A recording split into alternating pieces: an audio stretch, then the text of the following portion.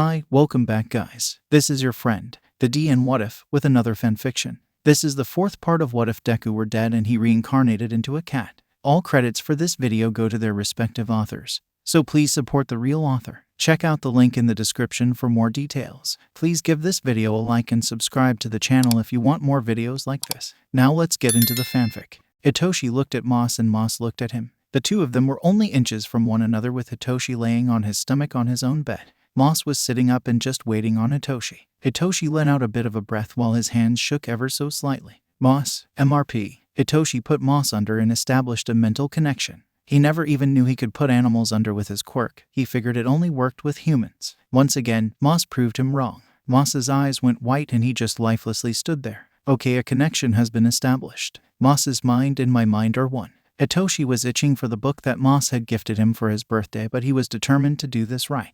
This wasn't the first time Hitoshi has attempted to make a permanent link between him and Moss. In fact, this was the 15th time since he got the book. Each time ended in failure. But tonight they were trying something different, seeing how the normal methods weren't working. So, tonight it was decided that they were going to try the sleeping method. Okay, Hitoshi breathed out in a whisper as he got off of his stomach and sat up on his knees. The sleeping method was simple but also not. It was simple that they literally had to do nothing but sleep. The sleeping method was said to have a pretty high chance of succeeding, but it could have problems. It could make Hitoshi physically ill for keeping his quirk up for so long.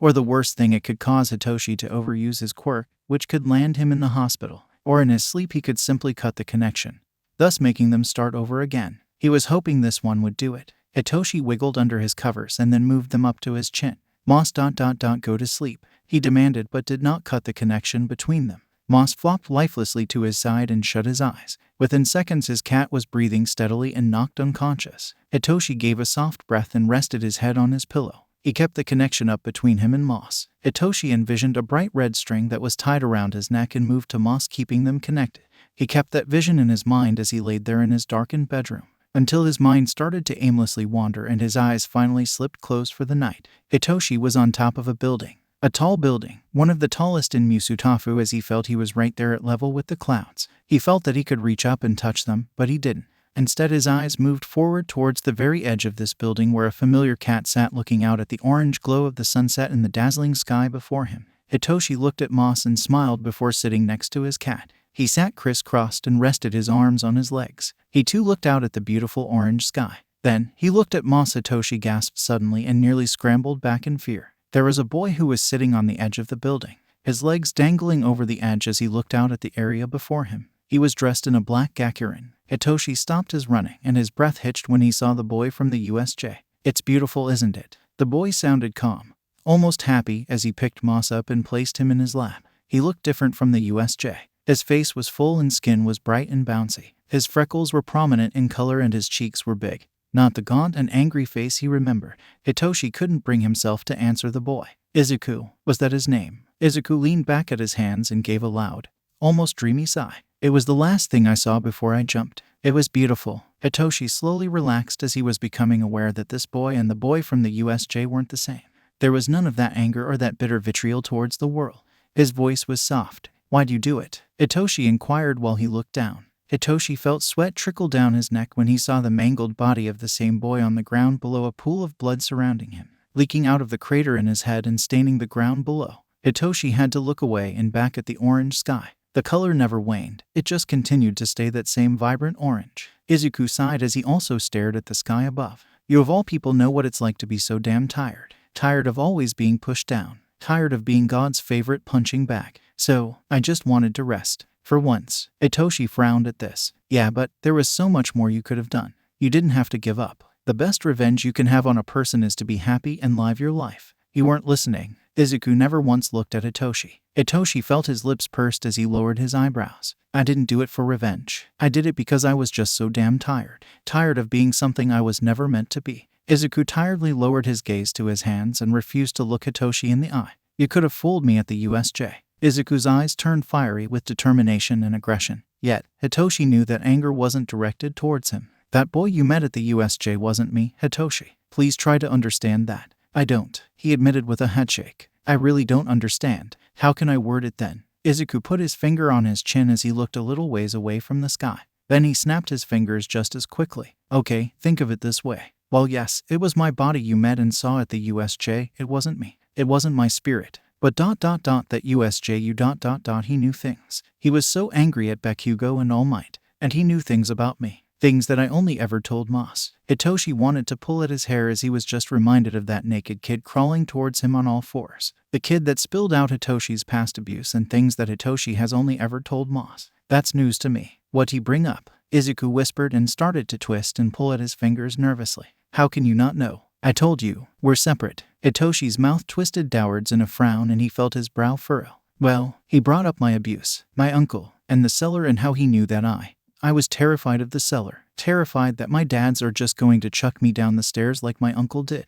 Okay, the kid at the USJ didn't say all of that, but the point stood. I've only ever told my cat this. I see ... then it's as I feared. So, we are connected but separate. I'm going to have to try and find a way to block him off from learning anymore. Or maybe it's because of something else. The boy looked at his scruffed up red shoes as he mumbled to himself. Hitoshi cocked his head to the side as he observed this boy. You're a strange one. Hitoshi then sighed. But I guess I can believe that you aren't the same boy from the USJ. That guy was a nut. Do you think maybe I could see you again? It must be lonely sitting here all the time. The boy blinked in surprise before he gave a smile. Oh, Hitoshi, he whispered before reaching over to grab Hitoshi's hand into both of his. I've only chosen to look like this so you'd get why I want you to understand that me and the person at the USJ aren't the same person. Izuku whispered and his hands shook against Hitoshi's before he tightened the grip to stop his shaking. You mean so much to me, which is why I'm entrusting you with my biggest secret. One that only one other person knows about. Izuku shut his eyes and moved away from the ledge of the building. He rested on his knees and Hitoshi could only watch as Izuku's form started to morph and change. Hitoshi's eyes widened when Izuku finally revealed himself. There, Moss sat. Moss was as prim and proper as ever, his back straightened and his tail laying over his feet. Hitoshi stared at Moss, then at the body that was still on the ground below. You're Izuku. Yes, yeah, that was freaky hearing a cat talk like a normal person. But in the day and age of quirks, Hitoshi wasn't too freaked out about it. But the boy at the USJ is not me, at least not in spirit. If anything, I am the spirit of Izuku Midoriya. Why are you telling me this, Moss? Izuku, call me whatever makes you comfortable. In fact, between you and me, I prefer Moss. Seriously? Mossaku, yes. Mossaku, that's what Hitoshi was going to dub them for the time being. Walked up and promptly sat in his lap. Izuku is dead. Look, he's down there and dead. Now Moss is alive and living his best life. He rested his head on Hitoshi's knee. Hitoshi really couldn't argue with that logic. But going back to your question, I'm telling you all of this because you're my best friend. It's more than that, actually. You were the first to show me kindness. Because you need to understand that Izuku Midoriya wasn't always angry and hateful. Izuku was just a kid given a bad hand in life. That even though Izuku is dead, he shouldn't be remembered or seen as what you saw the USJ. That ... and you were going to find out eventually with us trying to read minds. Mossaku explained weakly. Hitoshi's eyes softened. I guess I can understand why you flipped out at All Might and screamed at him. I'm trying to be a little better about my bitterness towards everything. But as a cat, I don't have to worry about such things like ... the ramifications of my actions. Izuku wiggled with a bit of happiness. Hitoshi smiled at this and ran his fingers through Moss's fur. Hitoshi looked up at the sky once more. Hitoshi bit his tongue. I'll keep your secret safe, Moss. He scratched his cat behind the ears and Moss smiled the best a cat can. I know you will. Now, why don't you wake up, buddy? I think the connection worked. Hitoshi gasped as his eyes flew open in alarm. His head was pounding from keeping his quirk active for as long as he had. Moss, Izuk Moss. He called for his cat. He couldn't see him in the dark. MRP. Hitoshi relaxed when Moss's head bumped against his chin. Hitoshi breathed out heavily and he reached out to hold his cat close. He kept an arm under his rump while patting Moss on the back. I had the weirdest dream. He breathed out. I dreamt you were the boy from the USJ. He almost wanted to laugh. Clearly that was the PTSD talking, right? Right. Wrong. Hitoshi. That familiar voice filled his head and he pulled Moss back to look at his cat in disbelief. I don't know how to tell you this, but that wasn't a dream. At least not fully. Oh, the connection worked and Hitoshi could now read his cat's mind. His cat was Izuku Midoriya, but also not. His cat who was the soul of Izuku Midoriya while the body of Izuku ran around terrorizing people who wronged him. Hitoshi had so many questions. Too many questions plus a headache the size of Japan equaled Hitoshi just sitting there, baffled. Good night. Hitoshi could only think as he put Moss down. See you in the morning, Moss. He felt Moss chuckle. You'll get used to it. Yeah, maybe in the morning. The morning came but the headache didn't wane. If anything it felt worse and Hitoshi honestly felt awful. His body was hot, yet he was shivering madly. He felt weak, and his hands felt completely numb. He knew he must have looked awful because the moment he came out of his room with Moss being the one to lead him, Oboro pressed a hand to his head. Oboro moved his hand down and pressed it against Hitoshi's neck next. "You feel warm and you're pale," he observed. "Zashi, I think we need a thermometer," Oboro shouted loudly. "I'm fine," Hitoshi tried to say, but his body shifted and he felt one of his legs buckle. Oboro was quick to correct him before he fell into the wall. "Yeah, and I'm the president of Japan," Oboro commented with a bit of an eye roll. Hizashi came up with a thermometer in his hand. "Open," Oboro demanded, and Hitoshi did as requested. A thermometer was pressed under his tongue and they waited. Hitoshi's eyes slipped closed for just a second. Next thing he knew, he was stripped out of his blazer and back in bed with Oboro tucking him in. I'm fine," he protested weakly again while rubbing at his eyes. "Nope. 1. You fainted. 2. Your temperature is too high to safely allow you at school. So, you, mister, are taking a sick day," Oboro stated firmly as he finished tucking Hitoshi into bed. "Don't worry, you won't miss much." Oboro then kissed the top of Hitoshi's head. "I left you a water bottle on your nightstand, and there's a wastebasket under your bed if you get sick. I'll be back by noon to check up on you." Hitoshi then could only watch as Oboro left. Moss came up and wriggled under Hitoshi's arm. Hitoshi allowed this because despite everything he learned, Moss was still Moss. "I think we overdid it last night," Hitoshi whispered as he got as much warmth as he possibly could. "Yeah, maybe we shouldn't have jumped to the last option and just tried another method," Moss stated and pressed himself against Hitoshi. "But no worries. I'm not leaving your side, in fact. Give me a moment." Then, despite just saying he wasn't going to leave Hitoshi's side, Moss left. He was gone maybe 3 minutes, top, before he was back with all the other cats in tow. All the cats jumped onto Hitoshi's bed. Well, Tiny Tim needed Jelly to help him up, but they were all on his bed. Then he was the most popular amongst the cats as they all laid with him, Moss being the only one to lay under his arm while the rest laid on either side of him. Though, he did find it kind of funny when Pumpkin eventually came up and pushed Moss so he was also under Hitoshi's arm and the two were side by side. Moss looked at Pumpkin and his ears went back. But no fighting was to be had. "Not now, Hitoshi." "Yes, tell Pumpkin I am not his mother." "Why does Pumpkin think you're his mother?" Hitoshi asked, and the confusion was making his head hurt even more. Moss sighed. It sounded like a deep sigh that almost made Hitoshi feel for him. "I was too close while they bottle fed him and he imprinted on me as his mother. He hasn't changed his mind since then." "That's hysterical. I'm not telling him." "Hey, good night." Hitoshi got comfortable in his bed and before he knew it he was out like a light. Maybe a break from school wouldn't be too awful on his body. "No young Shinsu this morning?" Toshinori inquired when Oboro and Hizashi came into the teacher's lounge. Because of their teacher status, Hitoshi was usually with them in the morning.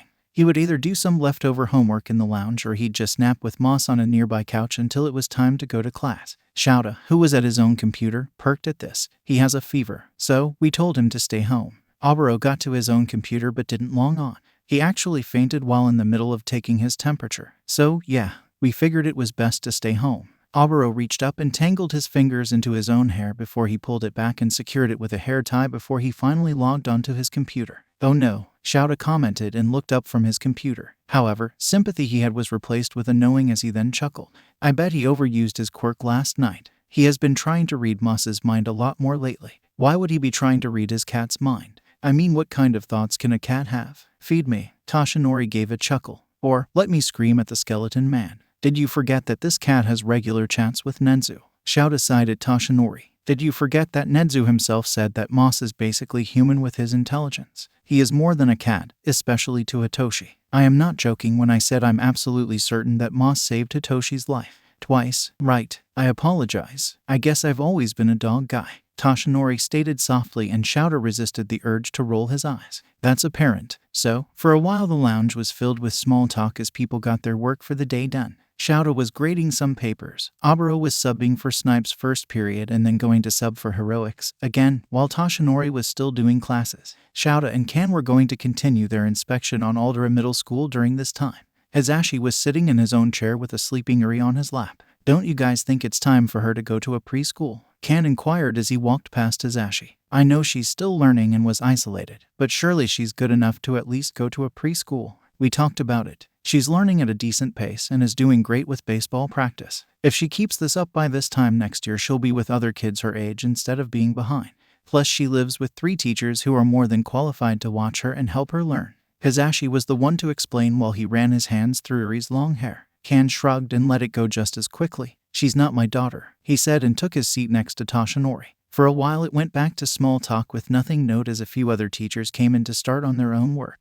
That was until someone knocked on the door. "Hey, hello." All at once several heads snapped towards the door at the unfamiliar voice. "Ms. Midoriya." Shouta was a little surprised to see the woman. There she stood dressed down in a dirty-looking hoodie and jeans. She had lost so much weight since the last time they spoke, which is saying something. Was it a week ago? Her hair was greasy and she honestly looked a mess. It made his heart feel for the poor woman. And Ko looked confused as she let her eyes fall over all the teachers in the room. I was hoping to talk to All Might, but tears were quick to make themselves seen as she continued to look around as if he'll just pop out of thin air. A shaky breath left her mouth as she looked just defeated. He doesn't seem to be here. She then looked down and whipped her eyes. Then she turned, getting ready to leave. Wait. Toshinori shot up from his seat, nearly sending it flying as he scrambled to her. "I'm his secretary." He put both of his arms on either side of the doorframe.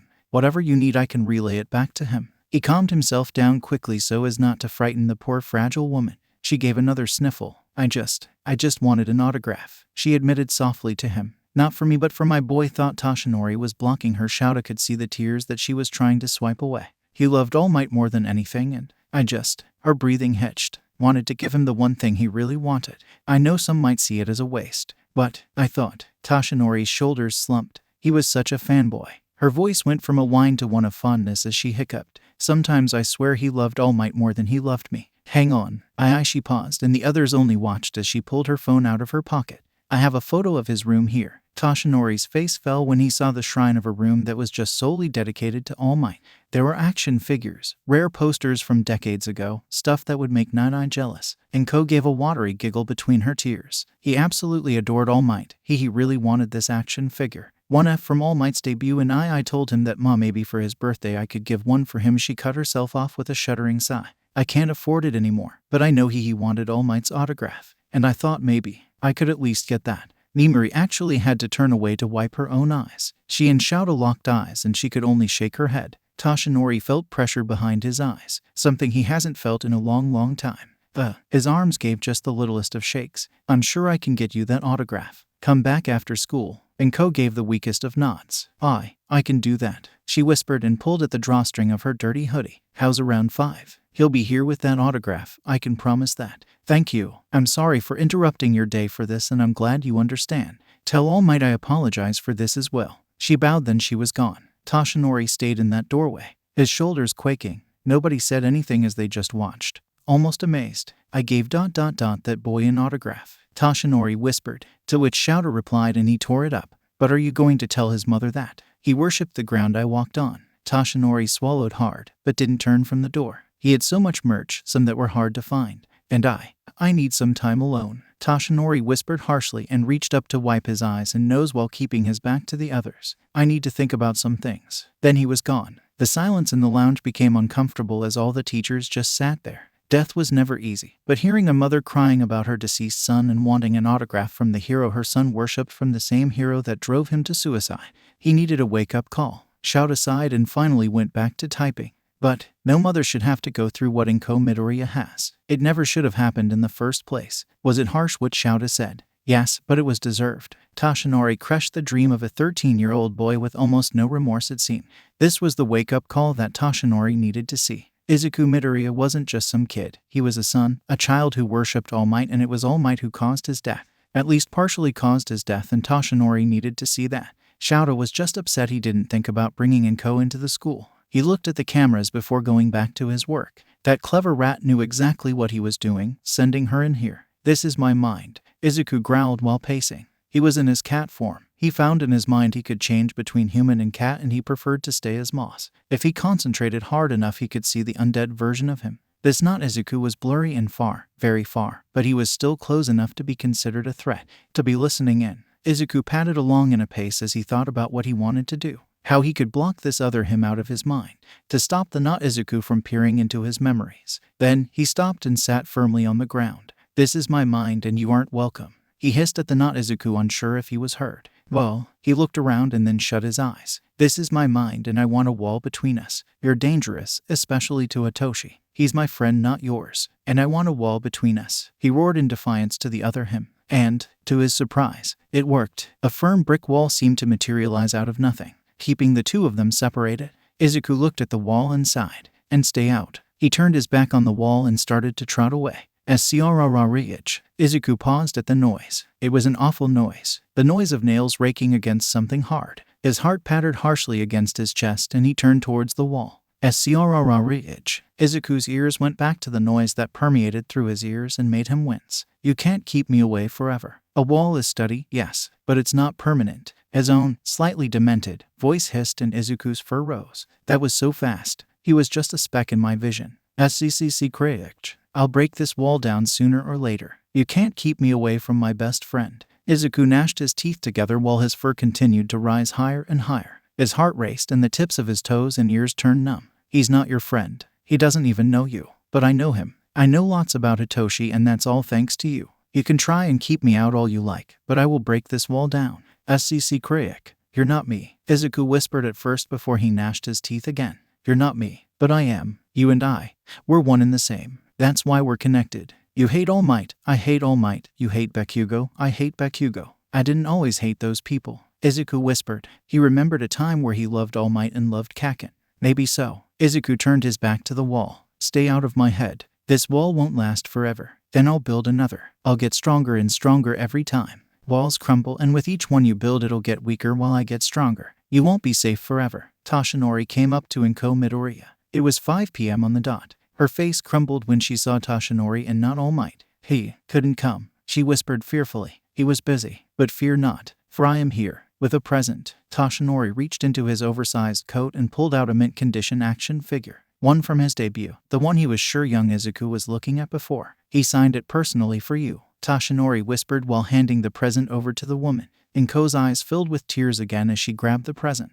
Thank you and tell All Might I said thank you as well. I'm going to put this at his grave. He'll love it. Oh, and All Might wanted to gift you something as well, for your troubles and heartbreak. Toshinori reached, again, to his coat and pulled out a small bouquet of flowers. White and purple flowers meant specifically for grief and condolences. He immediately thrusted the flowers towards Inko. Inko wiped at her tears and took the flowers from him. Thank you, she whispered and her voice went high-pitched. I appreciate it. She rested the flowers across her arms while cradling the action figure under her left arm. She sucked in a breath and looked at the ceiling. I know it doesn't bring your son back, but All Might personally said if you ever need anything. Toshinori pulled out one final thing from his pocket, a slip of paper, to give him a call. I may answer, but that's just because I'm his secretary. Toshinori put the paper in her hand and then closed both of his hands around hers so her hand covered it.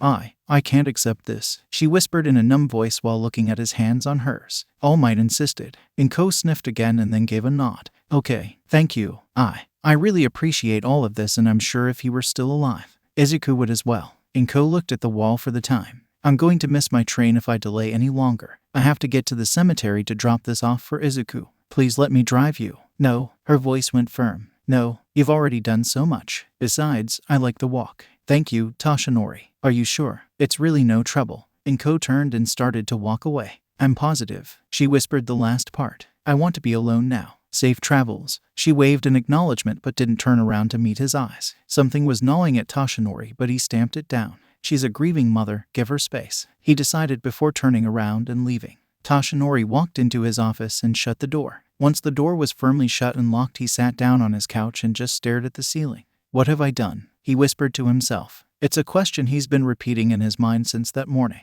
A question that forced his mind back to that naked, enraged boy at the USJ. The boy who hated him something fierce. Upon seeing the bedroom the child had, something inside Toshinori snapped to reality. The full weight of just what he did smacking him in the face. It was only added to the fact that the boy at the USJ wasn't Izuku Midoriya. At least not fully. Not anymore. That boy was a creation of All for One. His honest-to-God father. Turns out even All for One had some human left in him as well. As messed up as it truly was. Nana would be ashamed. Netsu's voice rang in his head over and over again, and he's right. Nana would be ashamed of the man he became. As a once quirkless boy himself, he should have known that saying such harsh things would have an impact on the boy, especially since Izuku looked up to him. If Nana had said the same thing to him, it would have crushed him to nothing but rubble. Would he had said the same thing to Melissa, David Shield's quirkless daughter who idolized him and was working hard at becoming an inventor for heroes? No, never. So why did he say it to a 13-year-old boy and left him on the roof? Why did he leave that boy on the roof? Why was he so selfish that day? It would have cost him nothing to walk down with Izuku, to make sure he made it down safely. What have I done? He whispered again while feeling the pressure behind his eyes again. With a shuddering breath, he placed his hand to his eyes and just laid there. Toshinori needed a long and hard look at himself from this point onwards. Maybe, Night Eye was right. It's gone on for too long. Toshinori twisted on his couch so he was on his side. He kept his hand over his eyes and felt his mouth twist. Can someone like me be a hero? Please, I need to know. No, not in today's day and age. You need to be more realistic. It was under the guise of wanting to protect Izuku, to stop someone naive from running headfirst into danger. But Toshinori knew that was bullshit. He was being quirkist, and a child was dead because of it. He wanted to punch his past self. He would give anything to fix what he said if it meant that Inko Midoriya had her child back. I'm sorry, he whispered to no one. Himself. No, of course not. He wanted to apologize to Izuku. I finally do something realistic and it's not good enough for you. The abomination screamed at him. His face twisted in rage. I'm sorry, he whispered again while his lower lip trembled ever so slightly. I never wanted you to. It was the strangest thought that crossed his mind at that moment. It just seemed so out of place but important. I don't know an Izuku. Liar. Motherfucking liar. Hitoshi's cat roared at him. The cat knew. The cat knew. He didn't think much of it at the time because the cat loathed him from the moment he walked through the door. Everyone had heard the cat talk but nobody wanted to think too hard about it. They all thought it was a trick of their mind. Even Toshinori thought this ... but ...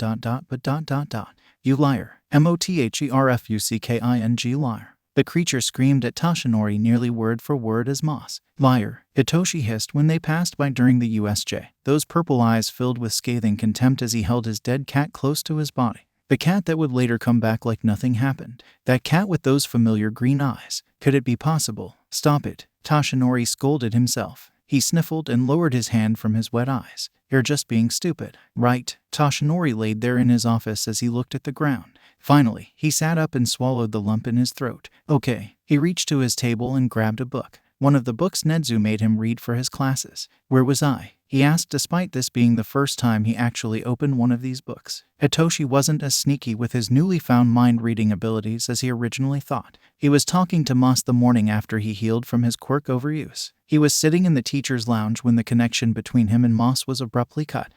For a second he worried that the connection wasn't permanent and he would have to try again to connect to Moss, and then he looked up to see all of the teachers looking at him. His father's eyes glowing red as he just stared at Hitoshi and Moss. Hitoshi looked at the teachers, then at his dad. What's up? He tried asking to seem inconspicuous. But it wasn't working, not on Shouta Aizawa. Hitoshi. There was actually a chuckle from Shouta as he gave his head a shake. While I commend you for being able to establish a connection with Moss and actually being able to now hold conversations with him, you're not being sneaky.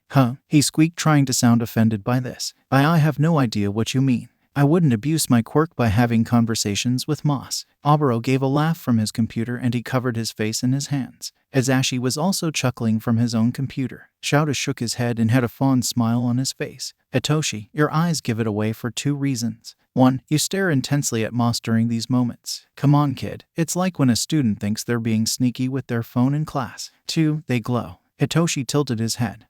They glow. Your eyes. When you and Moss establish the connection, your eyes glow during the whole conversation. Hitoshi turned to Moss. Traitor, you told me nothing was different. Moss actually shrugged at this. Shouta narrowed his eyes and he got down on one knee to look at Moss. You know, I never thought about that. I don't think he has either. About what? Hitoshi inquired. Cats can't see the same spectrum of color as humans can. He wouldn't be completely colorblind, but colors like blue and yellow and gray would stand out the most to him. It could even be possible that he couldn't see that your eyes were glowing. Hitoshi hummed, and then his eyes immediately started to glow as he looked at Moss. Hitoshi. Shouta shook his head as he gave another laugh. No quirk usage outside of school. At least not in front of all the other teachers. I get you're excited that you learned how to do this, and we'll see how we can expand on this, but please stop breaking the law in front of literal heroes. There was a silence as Hitoshi seemed to be thinking about his response. But I'm inside school. Well, he wasn't the only one with flicking abilities. It seemed as Shouta gave Hitoshi a stern flick on the nose. Hitoshi wiggled his nose disgruntled. Don't be a smartass. You know what I mean. Hitoshi smiled. Sorry, I'll limit the mind reading from now on. He promised. I was just asking if his color was limited as you explained.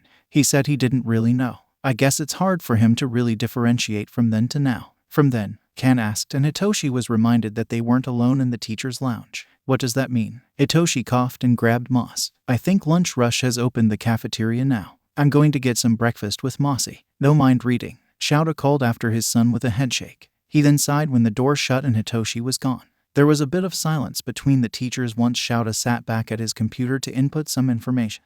The silence didn't last. It never did. Does that cat seem a little too smart? Toshinori inquired cautiously. I know Nedzu said he has human intelligence, but it's, I dunno, different. Nedzu is smart, yes, but he wasn't born with his smarts. He learned and even trained to be that smart. But that cat, he knows just a little too much. Shouta shrugged and didn't give anything away. He's just a smart cat. I mean, he stole from a store so often that they still have someone guarding that door in case he comes back. Toshinori didn't look like he was buying it. Right, he grumbled and went back to his planning for when he would come back to class next week. All right, Mossy, I'll see you after heroics. We're going to see who's the top when it comes to quirkless sparring. Hitoshi smiled while he let Izuku off of his leash. He gave the hallway a quick look around and quickly added, if you get bored you can probably talk to me. I don't think anyone will notice. He winked. I'll see what I can do ... and yeah, I don't see any glow from your eyes. They're a little brighter, I will admit. Hitoshi smiled and dropped the connection. Go on, see you later. Then he turned and rushed towards a waiting Takoyami. His classmate was nice enough to hang behind.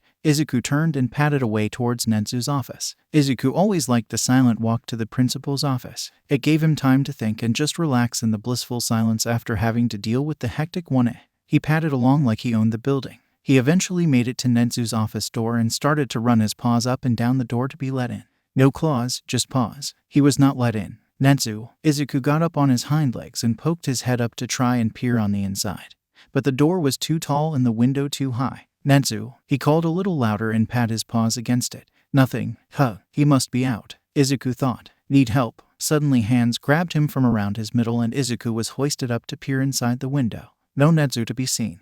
Wait a minute. Izuku hissed and twisted. He started to yell while doing his best to get out of Toshinori's grip. The man was so quiet that Izuku didn't hear his approach, and that was scary. I don't want your help. Izuku yelled while swinging his paws and now claws blindly. Okay, I apologize. I forgot for a second that you hate me. Toshinori sighed and put Izuku on the ground. Izuku sat on his rump for a second before immediately starting to clean himself to get Toshinori's scent off of him. Now I'm going to have to take a bath because of you, he hissed at the skeletal man. Oh, that's just rude. Toshinori smiled at Izuku. Izuku narrowed his eyes. You'd know what rude is, wouldn't you? He commented before he finished giving himself a quick groom and he stood. You're not worth my time. Izuku put his nose in the air and made it a point to turn his back on Toshinori Yagi. You can leave now. Izuku heard a rattle. His treacherous ears twitched in excitement. The rattling persisted for another second or two. I heard that cats really like these treats, Toshinori said as he continued to rattle the bag of kitty treats to get Izuku's attention.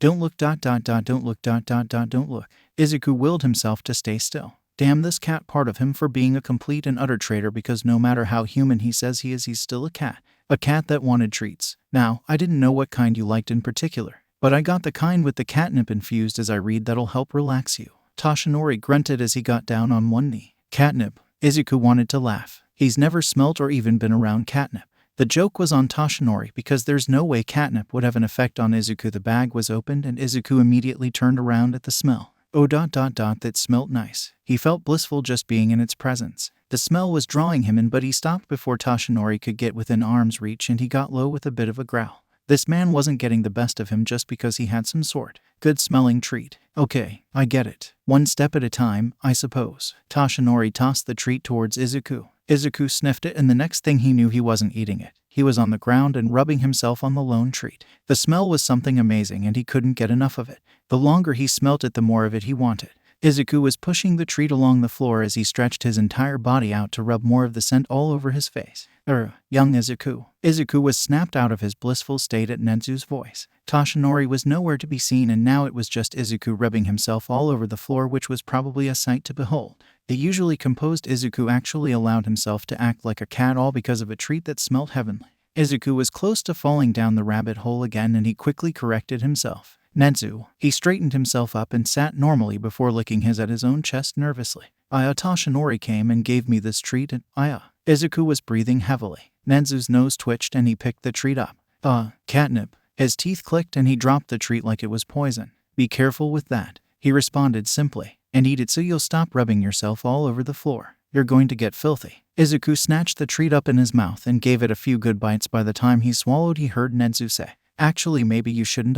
The principal ticked his teeth. Whoops, he rubbed at his nose. I think you should stay with me during lunch, young Izuku. He commented once the door was shut. Huh, it can't be that bad, can it? One treat, one tiny treat, and next thing Izuku knew 20 minutes later he was floating while laying on Nezu's desk. Not literally, but he certainly felt like he was. Note to self, tell Toshinori not to bring catnip into the school again. Nezu muttered to himself as he lazily stroked Izuku's exposed stomach.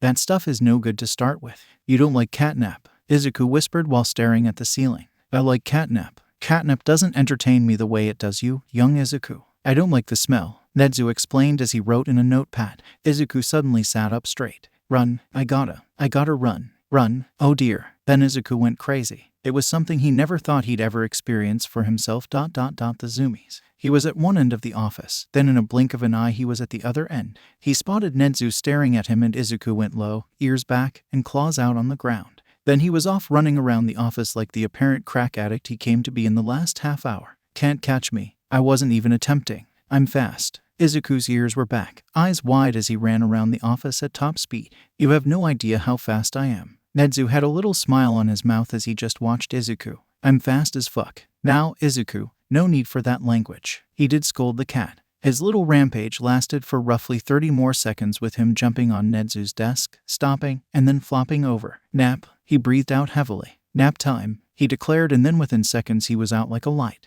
A cat nap was now required. Yes, Nezu decided as he looked at the mess that Izuku had managed to make during his little spree. Izuku knocked countless papers down and had even torn up some of the carpet with his claws. Catnip is most definitely banned from now on. In the end, it surprised no one that it was Ajiro that won the top dog sparring contest. It was close between him and Monoma, but in the end Ajiro got the win, which, again, surprised no one. He did amazing, Ajiro. Hagakure bounded towards him after he received a paper crown from Oboro. Ajiro blushed and rubbed at the back of his head. Thanks. He gave yet another laugh at this as he was led away by the arm from the invisible girl. Oboro smiled as he clapped his hands together. All right, you all did very well. And it helped me figure out just who needs help with their sparring. Kirishima, Tetsu, you can both stop. Oboro scratched his head at the two. 3 days later, the two kept coming back to see who was stronger and well. They were still fighting each other. Hitoshi rubbed at the back of his head and couldn't help but smile at the absurdity of it as Tetsu and Kirishima immediately stopped their struggle. It was crazy that they were at completely equal strength that they couldn't pin one another down for 10 seconds.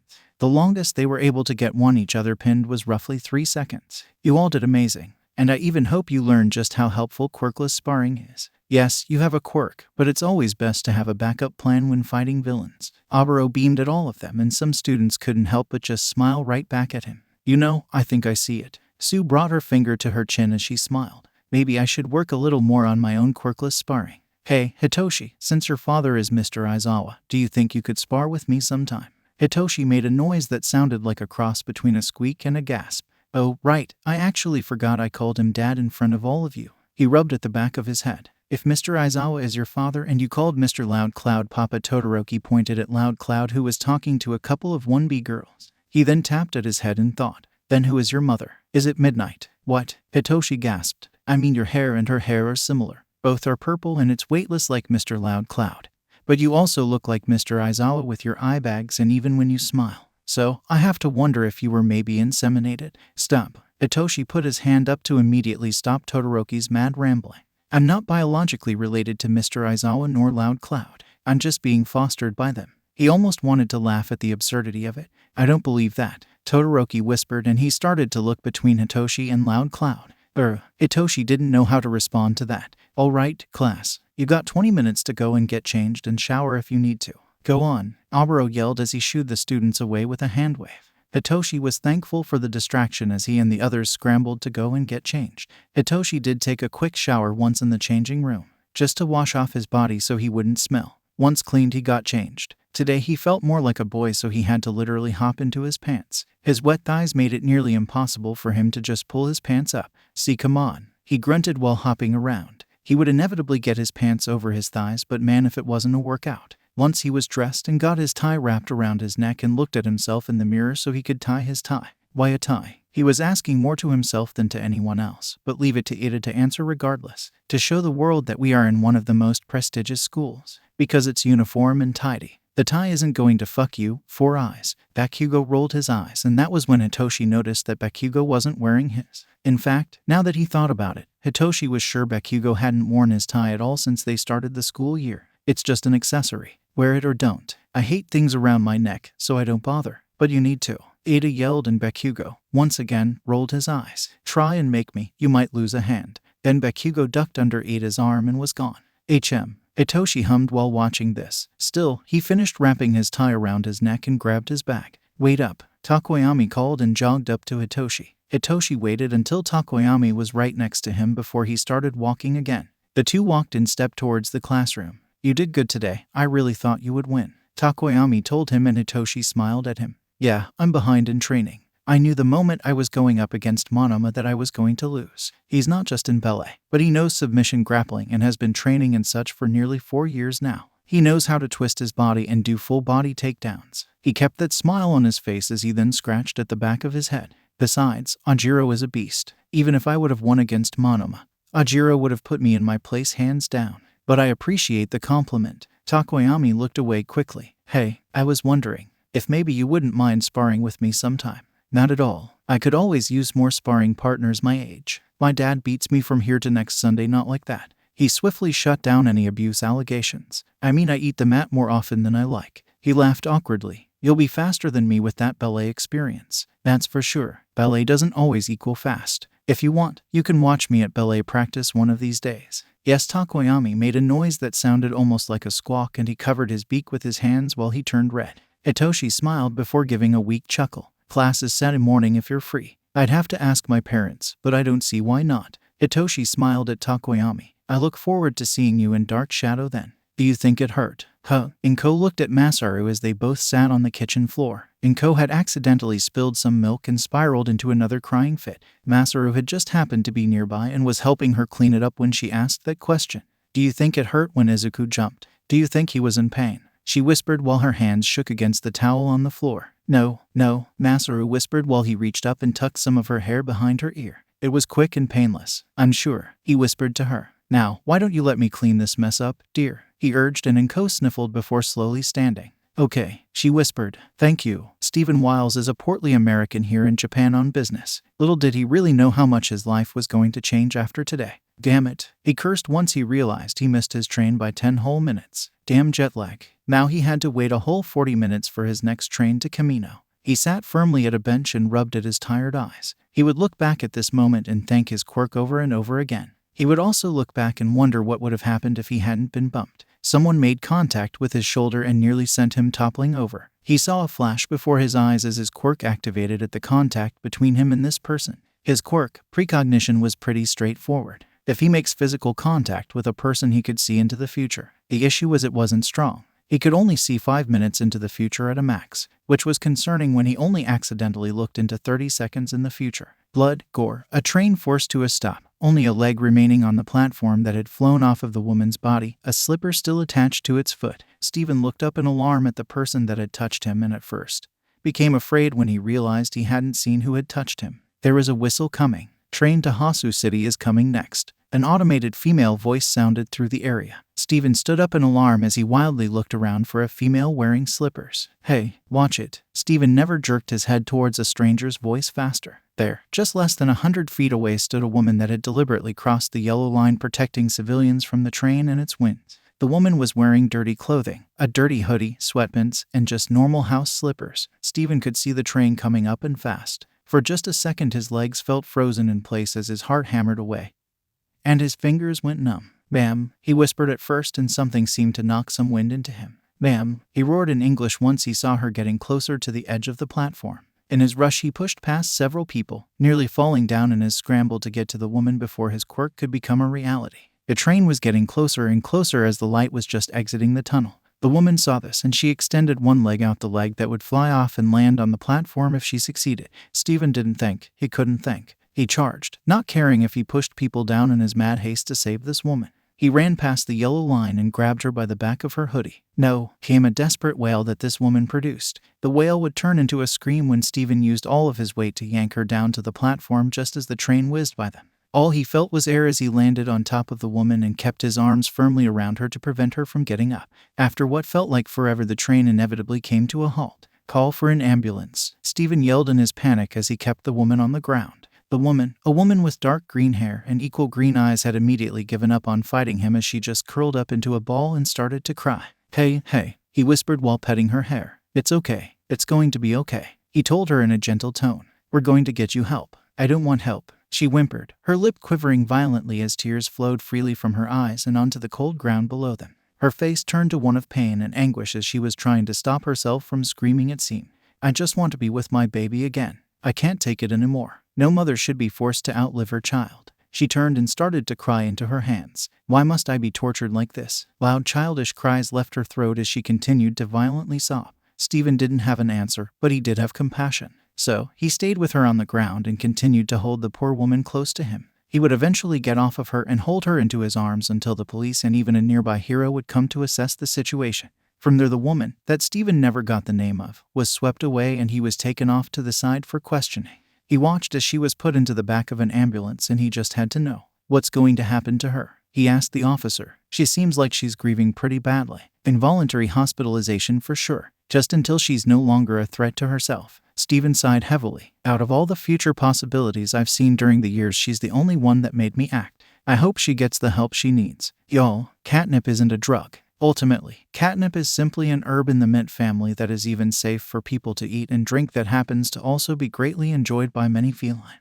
Feel free to give your cats as much catnip as they enjoy and worry not. People even make catnip tea for their cats to safely drink. Izuku's reaction was because he's never had catnip before and was experiencing an intense reaction as a result. But I do understand why you guys would think that. Also, it's time. The sports festival. I can't delay it anymore. Warning, talks about suicide. Things tend to get forgotten, and for Shouta, he was ashamed to say he forgotten about the food hoarding issue that one of the children had. Well, late in the night, after Moss had gotten over his accidental drugging through Toshinori Yagi, which the man was properly reprimanded by Nedzu in front of everyone for. Catnip is banned. Moss is human in mind and spirit, and by giving him such you've impaired him drastically. So, no more catnip. If you wish to give him treats, then I would suggest those that do not have that unpleasant plant in them. Back to the present, Shouta was just coming back from a late-night patrol around 3 in the morning. He was going to take a quick nap and then go to work with his husbands. Well, he was shocked when he walked into his house and the first thing he heard was the sound of the fridge opening. Shouta, being an expert on his feet, was quick to tiptoe and walk up to the doorway leading into the kitchen. He poked his head in and just stared. Moss was standing in front of the open fridge, Tupperware in mouth. It looked like the fried pork from the night before. When Moss turned to look at Shouta, his eyes glowed a deep neon yellow from the fridge light. There was a spark in those eyes before he took off at full speed. "Hey!" Shouta yelled and only watched as Moss rushed past him with the Tupperware still in his mouth. Moss ran into Eri's open bedroom and Shouta was right behind him on quiet feet. Shouta opened the door. Eri was already up and she was rubbing at her bleary and unconcentrated eyes. She let out a soft breath before looking down at Moss and then at the food. Moss turned to look at Shouta, and once again the light from the nightlight blocked out Moss's pupils and his eyes were just yellow from the light.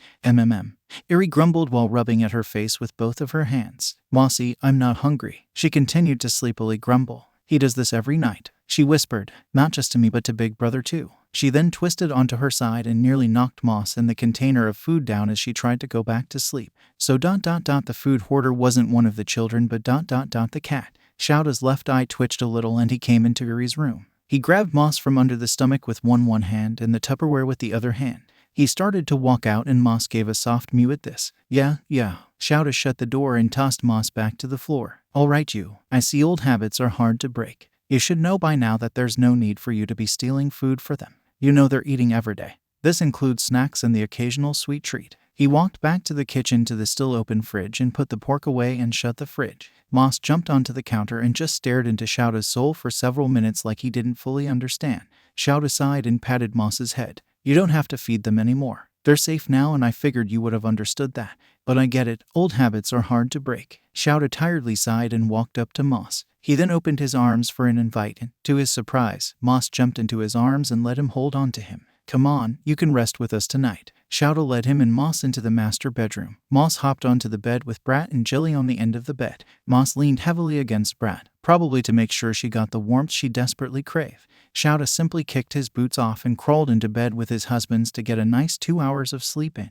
He felt himself get comfortable as he sighed out in relaxation. Then his phone rang. Shouta felt his eyes snap open at the sound of his phone and he sighed before lazily reaching out to grab it. He dragged the phone to his ear and placed it against his ear. "Hello, Ms. Bakugo. What's wrong?" he groggily answered. He listened to the voice on the other side and he immediately bolted upright. Inko Midoriya did what? Inko wouldn't look at Shouta. She kept her back towards him as she looked out the window of her hospital room. Her breathing was ragged and on the verge of tears. She was in a mental institution. Her clothes were dropped off by the Bakugos along with some books. Mitsuki and Masaru had already made their leave, but both were clearly upset as they sulked out the door of the hospital. Shouta swallowed hard and then cleared his throat. "Inko, please," she whispered and jerked her head in a headshake. "I don't need any more empty words, nor do I want your pity. Just leave," she insisted and waved her hand at him for him to take his leave. "Izuku wouldn't want this. Don't talk like you knew my child." Inko roared suddenly as she turned towards him, completely incensed. "You didn't know him. You only know his name. You just were the person who found him," she yelled as tears started to fall down her face. She sucked in a big breath through her nose before turning away from Shouta. "You can leave now." Shouta sighed tiredly. "I'll come back after school tomorrow. Don't bother." Yeah, he got the hint and decided to give her time to cool down. Shouta rubbed at his itchy eyes as he turned away from Inko's bedroom. The moment the door shut behind him as he heard her sobs that she was clearly holding back until she was alone. He swallowed and looked at his watch. It was now 5 in the morning and Shouta put his hands in his pockets. It seemed that he was going to play a video for his students while he napped. The sports festival was here and everyone was nervous. It was in the air, they could taste it. Hitoshi was literally jumping up and down to hype himself up and to also keep himself from screaming. This was more watched than the Olympics, which was insane. "Where's Bakugo?" Kirishima was the one who asked the obvious as the time was ticking down. Bakugo was nowhere to be seen. Nobody answered him because it seemed that nobody really cared. Maybe that would have made Hitoshi feel bad, but in all honesty he wasn't. Bakugo would have wiped the floor with them all if he were here. "It's a shame." Todoroki growled deeply. "I would have loved to see his face when I won against him without using my flames. I have no tolerance for abusers like him." His face turned dark, too dark, and it made Hitoshi, as well as the others, shudder in fear. "Hey, where's Moss?" Ochako changed the subject and instantly several other people asked the same question as they looked at Hitoshi. Hitoshi was still hopping up and down when he answered. "He's with Papa and Dad in the announcer booth." Hitoshi said. "It's too dangerous for him, so he's staying away but close enough to where he can see what's happening." "Man, not going to lie, but I would have loved to see Moss try and get through the sports festival." Zero was grinning from his spot at the table. Hitoshi was strangely inclined to agree with him, seeing his beloved cat try and fight alongside the others, but he knew it was for the best if Moss stayed out of this. A sound above them chimed and they all looked at each other. Hitoshi finally stopped his hopping and swallowed down a lump that was forming in his throat. "It's time." Izuku was watching the festival from the announcer box. It was the perfect view for him. He could see everyone from basically a bird's eye view. Yes, he did learn through Shouta that his colors were muted compared to that of a human's, but it didn't matter. He knew who to look for. Hitoshi. Izuku put his paws against the glass and started to run his paws up and down happily. "All right there, Moss." Hazashi picked Izuku up and placed him in his lap. Hazashi scratched the area behind Izuku's ears as he started to speak into the mic. Izuku was a little sad that he wouldn't participate in this, but it was understandable why Nedzu stopped him from joining it. They can't have the commission getting wise after all. Izuku still watched diligently with his 2 front paws on the desk in front of him. His ears perked forward as he stared at all the people below them with a sense of vigor and excitement. Midnight would come out and crack her whip to silence the crowd below. She spoke excitedly about the games they had prepared for the students. Not every game, but just that there were 3 games lined up. Midnight had a presence about her that commanded attention and had everyone rapt. Even Izuku was watching with wide, unblinking eyes as he waited for her to finish, which she did with a twist that Izuku didn't see coming. And now a word from the person who got in with the most rescue points ever seen in UA history. Hitoshi Shinzu. It was like a spotlight was put directly on Hitoshi as the student body parted to all look at him. Even from where Izuku stood above it all, he could see Hitoshi visibly shaking. Still, the boy took 1 step forward, then another, and then he was pushed to the front by Dark Shadow helping him move it along. Hitoshi made it to the podium and stared at everyone with wide eyes. Izuku shut his eyes and connected to Hitoshi. "Hitoshi, if you don't know what to say then repeat after me." Hitoshi listened to what Izuku had to say before he gave a shaky breath. "I just wanted to say, let's all do our very best out there." Izuku was satisfied with that but then was surprised when Hitoshi kept on going. "Quirked or quirkless, we're all here to show the world what we got. So everyone give it your all because I know that's what I'll be doing. And may the best person win." "Good job." Izuku purred as a bit of pride swelled in his chest. Hitoshi hopped down when people started to clap and cheer. He met with Monoma and the two of them shared a quick embrace before Hitoshi settled in with the crowd of excited students once again. The first game was announced, and while it was being announced, Shouta came in with 2 cups of coffee and a cup of milk made for cats in his hands. He placed the tiny milk cup in front of Izuku, and Izuku started to drink, if only to soothe his drying throat. Eri was right behind Shouta with a sippy cup full of apple juice. She was so quiet that Izuku didn't notice her at first. She just stood by and watched. The first game was an obstacle course of sorts with different segments for different types of quirks, and Izuku could see it all from his spot above. When the students started to cram into the gates, Izuku caught on. "Hitoshi, the tunnel and the gates are the first test. Be careful and don't get run over." "Thanks, Izuku," was the response back he got, and Izuku's ear gave a bit of a displeased twitch at the use of his old name. But it didn't matter. The light turned green, and sure enough, Izuku was right.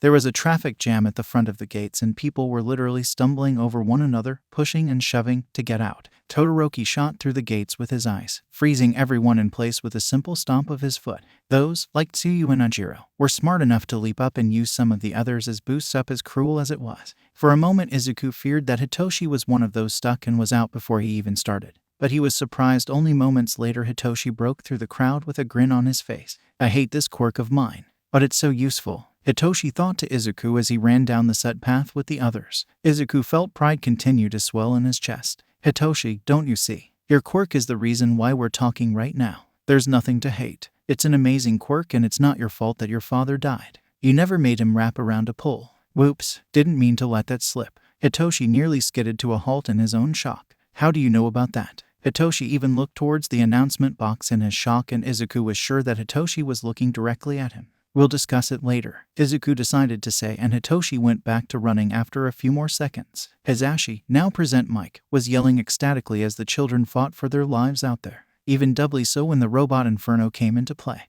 Hitoshi had the best plan for when he would come up to the robots. Duck and weave. He was pretty good at avoiding the robots altogether as he ducked and bobbed around.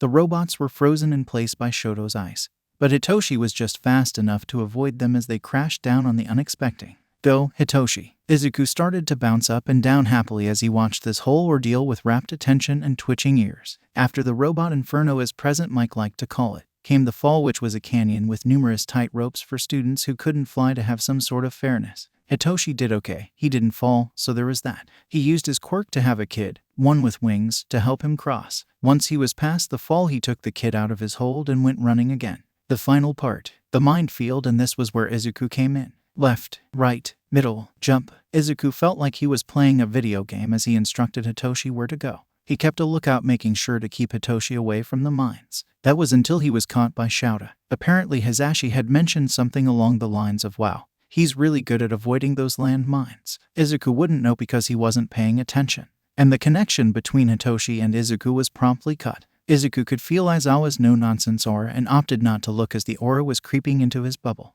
"No more cheating." Shouta then flicked him against his ear. Izuku yelped a little and his ears went far back in irritation. Well, thankfully it was near the end of the minefield when they got caught, and Hitoshi made it out relatively unscathed.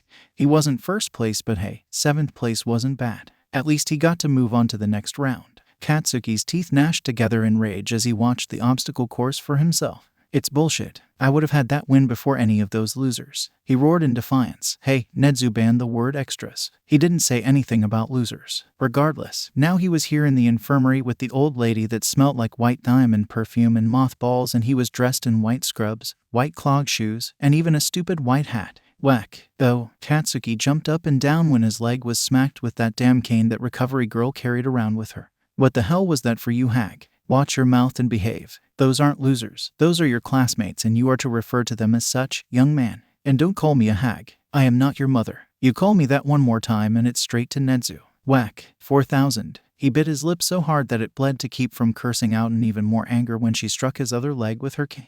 It took everything for him not to start blasting off with his quirk. But he told Nedzu that he could make the change. He wanted to be better. He had to be better, especially after what happened with Auntie. Katsuki was awoken at the sound of rushing and panicked feet. He blinked tiredly when he realized he could hear crying, but it wasn't Auntie and Co crying. The tone was different, and it took him a moment to realize that it was his mother that was crying. His mom sounded panicked as her voice was high-pitched. "I knew she was leaving more frequently. I didn't think." Mitsuki, his father cut in, and Bakugo sat up slowly to listen in. Nobody knew she would try to kill herself. Right now we can give her our support and go and give her clothing for the hospital." There was a pause before soft sobbing could be heard. His mother's own sobbing. "We should have seen the signs. We should have known she wanted to be with Izuku." His mother choked out Izuku's name. "Let's just be glad someone was there to stop her before she could step in front of the train. I miss him too, you know." Izuku. "Yeah, I miss that punk's stupid little smile. The way he would ramble on about All Might for hours on end. I miss him, and to think we nearly lost Inko on top of it. Look alive, we got our first arrivals," Recovery Girl said sternly, and right as she said it, a medical bot carrying a student came in, followed by several others. The first student was crying while holding onto her leg. "I think it's broken. Man up," Bakugo roared at her, which only got him more tears and another strong whack across the head this time around. "Compassion. Bakugo, you need to show these people compassion," Recovery Girl scolded him. "Nothing ever gets done by coddling. I'm not telling you to coddle them." Recovery Girl approached the crying girl and put a hand on her arm. "What happened, dearie?" she asked the girl in a gentle tone. The girl sniffled loudly and started to hiccup. One of the robots fell on it. She cried while trying to catch her breath. "I'm lucky it was just my leg, but it hurts." "Let me see." Recovery Girl pulled the uniform up to inspect the leg. Sure enough, there was a deep purple bruise indicating that her leg could very well be broken. "Oh dear." She then reached up and pecked the girl on the head with her lips. The leg healed itself swiftly. "Here, you're going to need this. I can't heal it all the way today. Don't get me wrong. It is healed, but not enough to where you can put weight on it." Recovery Girl reached off towards the wall where a ton of crutches were laid and handed one to the girl. "But come back on Monday and see me. I'll have you all patched up. Young Bakugo, you are to put her leg in a splint, like how I showed you." He rolled his eyes a little before giving a huff. Yeah. He grabbed the stretcher and transferred the girl to a bed with the assistance of one of the robots. From there he started to make a splint. Compassion ... Huh. He thought, a little peeved. Still, he couldn't help but wonder if maybe ... Just maybe a little bit of compassion would have stopped Deku from jumping that day. Up next came the cavalry battle. Because of Todoroki's first place win during the race, he got a whopping 10 million points on his head. Literally. They all had to find teams of 4. Hitoshi had Monoma, Takoyami, and Isui on his side. They did a decent enough job, in Izuku's opinion, while Todoroki managed to keep his 10 million points. They didn't even bother with Todoroki's group because they knew that's where everyone would be. So, they went around and stole points off of unsuspecting people. It was made super easy with Isui and Dark Shadow, as Isui would just grab the points with her tongue and Dark Shadow snuck up on people to take their points. They did wind up going head-to-head with Todoroki near the end when Todoroki realized what they were doing. While they didn't get the 10 million win, they did accidentally do something that Izuku never saw coming. As the clock was ticking down and they had less than a minute remaining, Todoroki had used his ice to stick everyone to the ground. Hitoshi, in a panic, jumped in the air. His ballet really came into play as he managed to dodge Todoroki. Hitoshi had ducked and struck his leg out to kick Todoroki's left side. Right then Izuku saw it as Todoroki grabbed Hitoshi's leg with his left hand flames. Todoroki had accidentally burnt Hitoshi's leg in his own panic. Todoroki went down in a panic as he let Hitoshi go and was caught. Hitoshi was caught by Isui's tongue and the game was over. Todoroki kept his points, which was fine as Hitoshi and his team were in second thanks to their strategy. The moment the game was over, Todoroki rushed to Hitoshi's side. "I'm sorry. I'm so sorry. I didn't mean to burn you." Todoroki fussed immediately as they all could see the perfect handprint that Todoroki had left around Hitoshi's ankle. "Way to go." Monoma huffed in irritation as he and Takoyami carefully helped pull the remaining pant leg up and away from the wound that was starting to blister. "Hey, it's okay. Accidents happen. I didn't even know you had flames," Hitoshi whispered. "Here." Momo had a chilled ice pack in her hands. "Put this against his leg and we'll call for a medic bot." "No, let me take him," Todoroki whispered. "It's the least I can do for allowing this to happen." He then hoisted Hitoshi's arm around his shoulders and helped the boy to his feet. "You don't have to, Todoroki," Hitoshi tried to tell him, but it all fell on deaf ears as the two of them were awkwardly limping away from the whole ordeal. "Really, it's no big deal. I hadn't meant to slip up, and because of that you suffered. I'm sorry." Todoroki's face turned dark, hateful even, as his mouth twisted into a snarl. "Slip up? Meaning you were holding your flames back this whole time?" Todoroki snorted a little and he tightened his grip on Hitoshi's arm as they continued to awkwardly walk together, with Hitoshi keeping weight off of his burnt leg. "You may be the only one who understands my pain, Hitoshi. What do you know about quirk marriages?" "What do I know?" "A lot, actually. I'm the product of one." Todoroki looked at Hitoshi in amazement. "You are?" He nodded. "Yes, you see, my father wanted someone who could match his quirk because he wanted a child that had his quirk but made it stronger. It succeeded, but..." Hitoshi looked down. He only saw it happen for a few moments before his death. His mouth twisted in rage. "In my mother. I never met her. She grew addicted to opioids after my birth and was kicked out of my life after that. I'm sorry, I didn't mean to spring that on you. Todoroki's hateful face melted and his expression softened to one relief. I see. I guess we have a lot more in common than I could imagine. I'm also the product of a quirk marriage. My father wanted me to best all might, to be his perfect tool. You see, the reason why I insisted that we be friends is because I too experienced physical abuse. Hitoshi felt his own gaze start to soften. Huh, he whispered. I wasn't expecting to hear that from Endeavor's son. Yes, well, it wasn't just me. My mother also suffered from my father's abuse, to the point that she had a temporary mental break and poured boiling water over my left eye as a result, as it made me look too much like my father. Yep, was not expecting that. That would explain the scar, however. It's because of this, because of him. I refuse to use my left side, his side, this cursed fire quirk. It's his and I refuse to use it. And I'm going to win without using it to piss him off. That hateful scowl was back. But, Shoto, it's not. What do you want? Hitoshi gasped and nearly fell back in alarm when Bakugo all but roared at him and Todoroki alike. Todoroki kept Hitoshi steady and pushed past Bakugo with all of his might. Recovery girl, I accidentally burned Hitoshi. Can you heal him? I'm talking to you, Icy. I already told you. I don't talk to abusers. Now step away. Shoto snarled right into Bakugo's face. His eyes became enraged as he stared Bakugo down. There was a sigh. Bakugo, why don't you go and pass out gummies? Let me deal with them. Recovery girl said as she got between the two boys. Come on, dear. Let me see the burn. Hitoshi sat on a bed and looked up. He watched as Bakugo stalked away with gummies in his hands, the glass bowl they were in looking ready to break, as it was clear he was pissed about being here. But why was he here? Why wasn't he participating with them? Hitoshi didn't know. Oh my, I'm afraid this may scar. Recovery girl told Hitoshi as she carefully poked the blister. Todoroki visibly tensed and looked highly uncomfortable. I'm sorry, he managed to say as he looked away from Hitoshi. That's literally the last thing I wanted. Shoto, can I show you something? Hitoshi asked, and Todoroki turned to look at him. While Recovery girl worked on his burn, Hitoshi raised his shirt up to show off his torso. Right ... here. You see it? He showed Shoto the faded silver scar that was horizontal and about 2 inches long right along his rib cage. Todoroki nodded and Hitoshi breathed out slowly. I was low. My uncle's abuse wouldn't stop and I went 4 days without eating at that point. So, I tried to end it. I was ... 10, maybe 11. I took a knife and stabbed myself right there thinking it would end it all. I was a dumb kid. My uncle found me and patched me up himself. I'm reminded every day of the lame-ass suicide attempt. Your scar is way cooler than this one. Hitoshi smiled. Todoroki wasn't smiling. Recovery girl wasn't smiling. Then Todoroki got down on the floor in a bow. I apologize. Oh no. I was rambling about my abuse, but at least I got to eat. Todoroki whispered. I never thought about doing that at such a young age. No, please, I wasn't trying to compare abuse. Both of us suffered. I just wanted you to feel better. Hitoshi wanted to smack himself. Todoroki got up and dusted himself off. I should get back. He then bowed one final time in a polite manner. I'll see you for the 3rd round. Hitoshi sighed and laid against the bed as Recovery girl finished healing him. Why am I the way I am? I don't know, dear, but I do know that neither of you should suffer through abuse. She reached up and kissed his cheek. Now, go on, you should be all good. Right, thanks. Hitoshi was originally going to go straight to Todoroki to try and set things straight, and maybe talk him down from this whole my father's quirk thing he seems to think is happening. But he was snatched by the girls. Sue and Ochako both caught him by his underarms and literally dragged him away.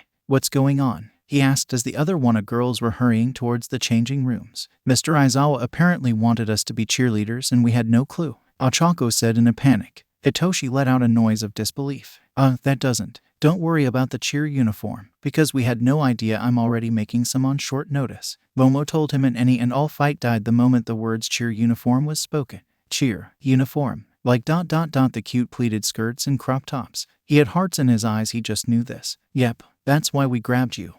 We shouldn't keep Mr. Aizawa waiting then. What are you wearing? Isn't it cute? What kind of fan service is this, Class A? Present Mike roared with laughter in the mic as the girls and Hitoshi came out in their cheerleader outfits. Hitoshi was literally twirling with delight across the field. He was practically doing pirouettes and Izuku could hear him giggling.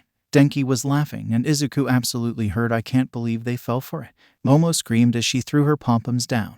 I should have known Mr. Aizawa would never make us do this. She fell to her knees in despair. I'm too happy to be upset. Hitoshi yelled while continuing to pirouette. I am absolutely keeping this. Be my guest. Izuku saw Hitoshi stop suddenly as if something caught his eye. Izuku sat up in Present Mike's lap as the man continued to laugh. Mr. Aizawa had his hands in his face and just shook his head. Hitoshi blinked and rubbed at his eyes, then he shrugged and went to join Hagakure, who was at least attempting to do a cheer routine. He managed to pick her up and throw her into the air, but that was about it. The last round was a battle royal. The top dog, gee, didn't that sound familiar? Hitoshi would glare at Oboro, but the man was busy patrolling the grounds during this whole thing. Hitoshi did okay. He didn't win, didn't even get top 3, but he did beat his first match, which was against Ida. The man just didn't know when to shut up, it seemed, which helped Hitoshi greatly. However, he knew he was done when he had to go up against Ajiro.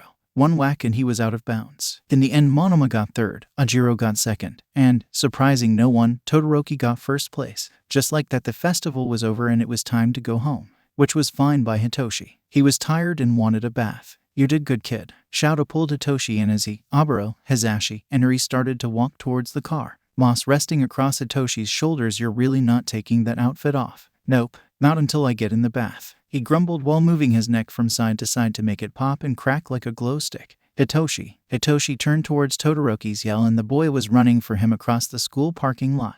Todoroki met up and smiled at him. You did really well. Thank you. You did good too. Turns out you can just freeze people in place. Todoroki smiled at him. Soon, other classmates rushed to join up with the two of them, Takoyami and Monoma mainly, while others waved goodbye. While they were talking just briefly, because Hitoshi wanted to go home, dang it, Moss suddenly lifted his head up and sat in alert. Hitoshi looked at his cat. Boss, he asked. Moss was looking around, like he was scoping the place out. Hitoshi, we don't want to be a drag, but we all want to go home. Oboro yelled to Hitoshi, and the other adults were waiting by the car with Eri fast asleep on Hizashi's hip.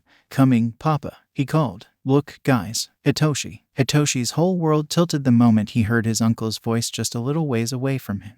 His blood turned to ice as he felt like he was moving in slow motion to turn towards his uncle. Your father would be ashamed. Moss hissed. There was a sudden pop, and next thing Hitoshi knew was screaming as he hit the ground. Screaming from his classmates, screaming from his dads. Hitoshi. Oboro was on the ground beside him suddenly, and Hitoshi couldn't really feel anything, but what he could see was blood that stained Oboro's hands as his father put pressure on. Wait, was it on him? Was he? Hitoshi's breathing picked up as he realized. Yes. He was shot. Hitoshi. Todoroki was beside him and so was Monoma. No, Monoma was holding him up and holding on tightly to his hand. Hitoshi. Todoroki had tears in his eyes and so did Monoma. I can use my flames. The flames, I can stop the bleeding. Hang on, Hitoshi. Takoyami was on his knees beside him quickly. Dark Shadow was bristling with rage all around his friend. Mr. Aizawa went after that maniac. Just Dark Shadow almost seemed to grow in her rage as a mighty roar was heard by all. Was he floating? He felt like he was floating. Hitoshi, big brother. Hitoshi was looking past them, past their worried and tear-streaked faces. He reached out for the figure in the distance, growing closer towards him. A figure he knew too well. The boy walked up slowly to him, bent down, and extended his hand. It was like the others couldn't even see him. The boy smiled a dazzling smile. Izuku was the last thing he croaked out before he took the hand and lost consciousness. Your father would be ashamed. In all honesty, Shouta didn't really hear the gunshot. In those moments he saw Jaunouchi Shinsu, saw the gun, and then heard his own exhale when he realized he wouldn't be fast enough to do anything. The gun went off and he saw blood. Blood went flying as the bullet went clean through Hitoshi's torso.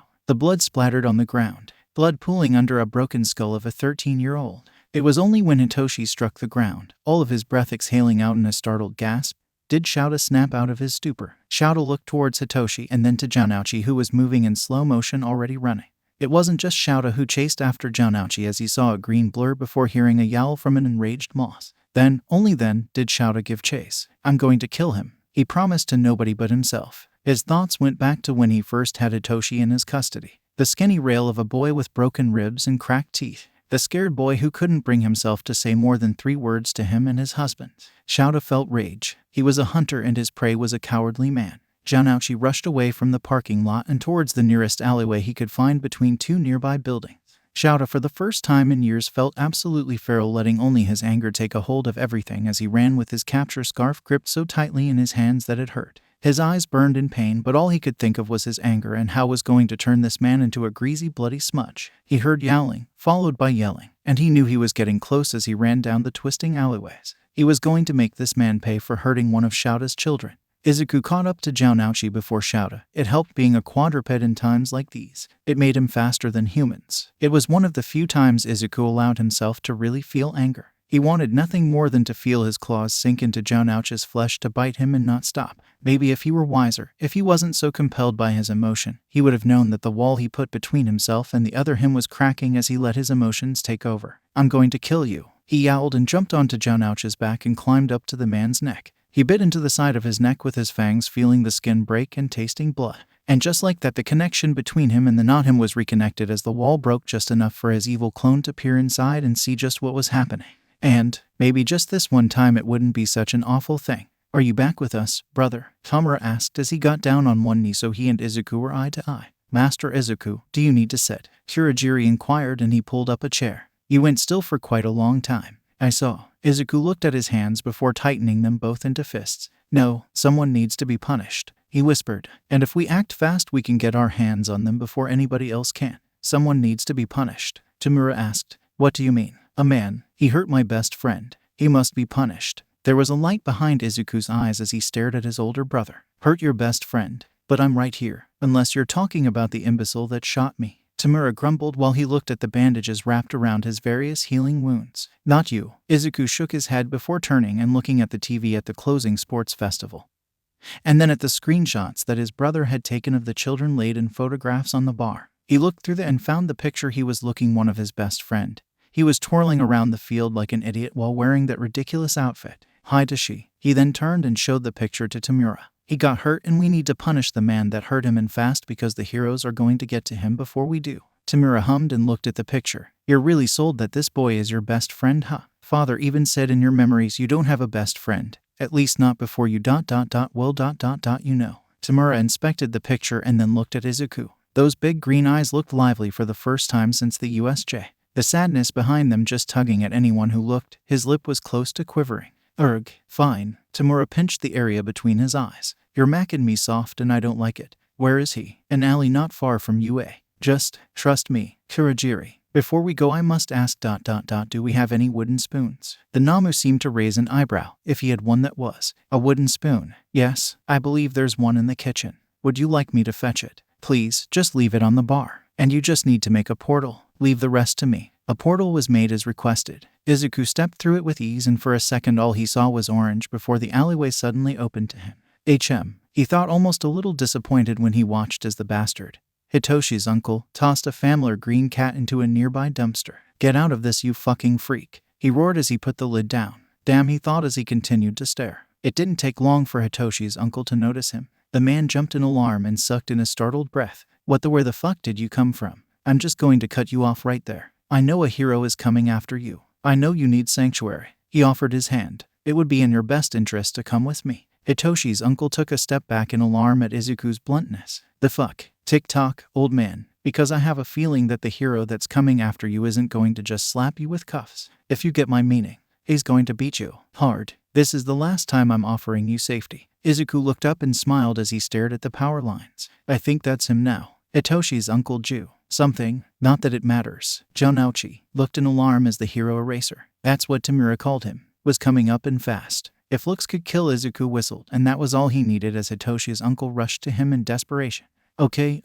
He was panicked and not thinking straight. Izuku liked that as he grinned, probably showing off his teeth as he did this. "After you." Izuku gestured inside the portal and soon Jonouchi was gone. "Stop," Eraser yelled, and Izuku looked up at the man, smiled, and put his finger to his lips before vanishing right behind Hitoshi's uncle. "That cat is lucky ... If it were anybody else that got hurt today I wouldn't have hesitated to take him out of that dumpster and give him to father so I could take that quirk for my own." Izuku felt his muscles clench. "Next time, kitty." "Fuck you," was the response he heard back, and for a moment Izuku wasn't in Kurogiri's portal. He was in the mindscape between him and that cat. He looked at the wall. The little eye hole he was able to see into was sealed shut, but the wall was now cracked despite it being a brick wall. The crack looked like something akin to cracked glass. "Stay out of my head. You're the one that broke the wall. Admit it, you're just as mad as I am and you love the idea of hurting someone because you can. Get the fuck out. Cover your ears all you like, kitty, but you wanted to kill him. But don't worry, he won't be alive for long because I enjoy making those who deserve it suffer. When I get my hands on Kaken I'm going to start slow, maybe rip his nails off. Get out." Izuku was literally evicted from the mindscape, and it was for the best too, as he knew if he stayed any longer in Kurogiri's portal then that hero would have time to play catch up. So, he made the quick walk back to the bar. Once through, the portal closed. Hitoshi's uncle was on the ground. He was pretty banged up. Scratches and some deep bite marks littered his face. They were so deep that he was still bleeding and bleeding all over the floor as he panted like a dog.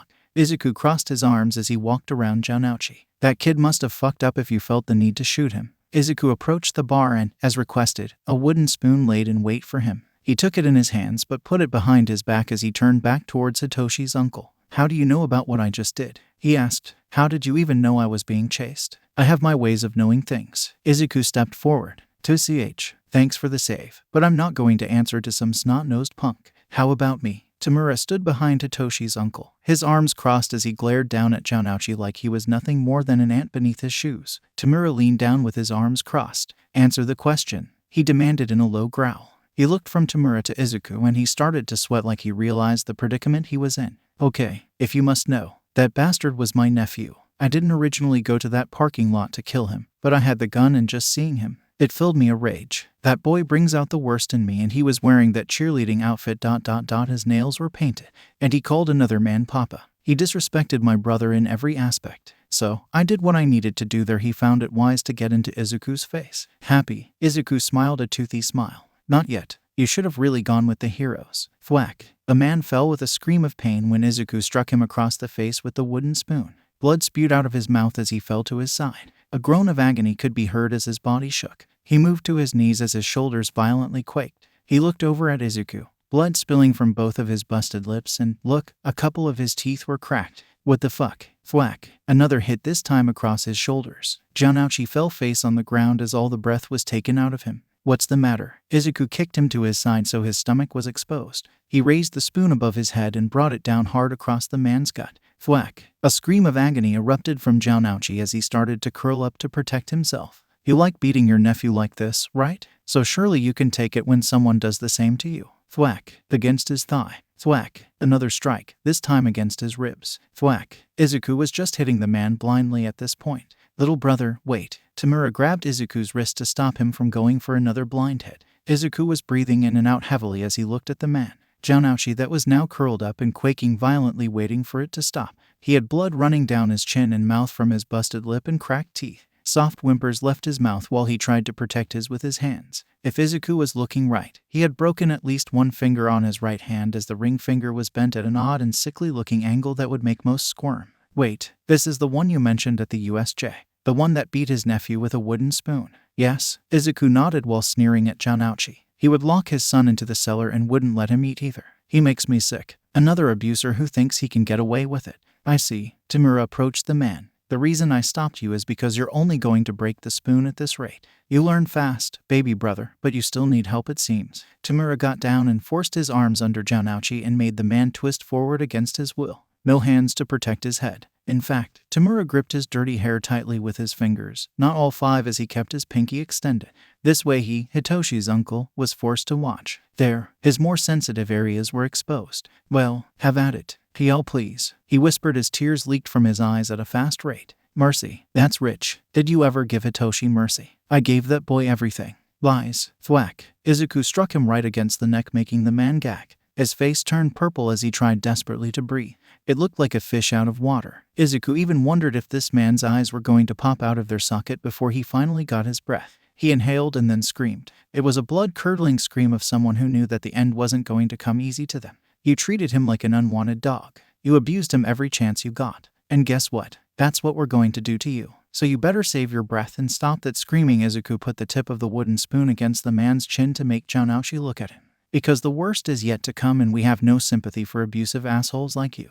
Then Izuku threw his arm back as far as it could go and smacked Hitoshi's uncle straight across the face with the wooden spoon as hard as he could. It was so harsh that Jaunouchi lost two of his front teeth with a resounding thwack. Izuku failed. He failed a companion. He smelt Jaunouchi coming, but he couldn't see the man until it was too late. Shouta was the one to rescue Izuku from the dumpster, and now here they both were. All three men were sitting in the hospital waiting room. All of them looked angry, guilt-ridden, and sad all at once. Eri was given to midnight and a manhunt was called for Jaunouchi Shinsu, who vanished without a trace in that alleyway. Izuku knew the truth, and he was certain Shouta knew the truth as well. Oboro had his elbows on his knees, his hands still caked in Hitoshi's blood, as he jiggled one leg up and down. It happened so suddenly, he whispered to himself. I could have put a cloud up between them, but... Hazashi reached over and took Oboro's hand in his own. It's okay, but it's not. If he dies. Aburo looked both pained and panicked as tears were made known suddenly. I'll never forgive myself. I am the number 8 hero. My reaction time should have been faster, but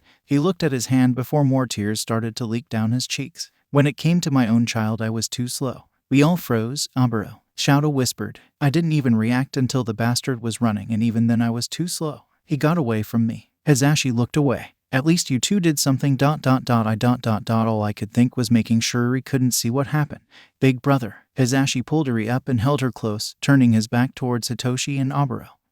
Don't look, baby, he whispered urgently while pressing Eri's face to his chest. What happened? What happened? Eri fought against him. For the first time since meeting her, she fought. She banged her tiny fists against his chest while letting out a scream. What happened to Big Brother? It's okay, just don't look. Please, don't look. Aburo wiped his tears sloppily. How'd that bastard get into the parking lot without getting flagged? That's what I want to know. In order to get a ticket to the sports festival, you need to give up your social security number, and I doubt he's smart enough to use a fake social. I don't know. Shouta nodded his thumb as he looked at the clock for the umpteenth time that night. Shouta, I'm worried. I know, but Hitoshi's tough. Aburo. It's just ... he said a name before he lost consciousness. He ... he called for ... shouta ... he called for Izuku. Izuku's ears rose high as he looked at Aburo in alarm. Even Shouta looked at Aburo with alarm. Izuku. As far as I could tell, they didn't know one another. Shouta whispered. Then again, the Izuku at the USJ knew a lot about him. He seemed to ponder this for just a moment before giving his head a shake. It makes no sense. I know, but he called for Izuku. Izuku looked between the two men before staring forward. He called for me. Could it be? Is he waiting for me? His ear rose again and he gave the hospital a quick look around. He could sleep. They are connected after all. But sleeping takes too long, and with his anxiety and adrenaline running through his body at the moment, he wasn't sure he could sleep, at least not until he saw Hitoshi again. I could kill myself. That would be the easiest way. But stop dying, you jerk. One day you might not wake up. Every time you die, I don't want to worry that'll be the last time you open your eyes. Hitoshi's berating echoed through his mind.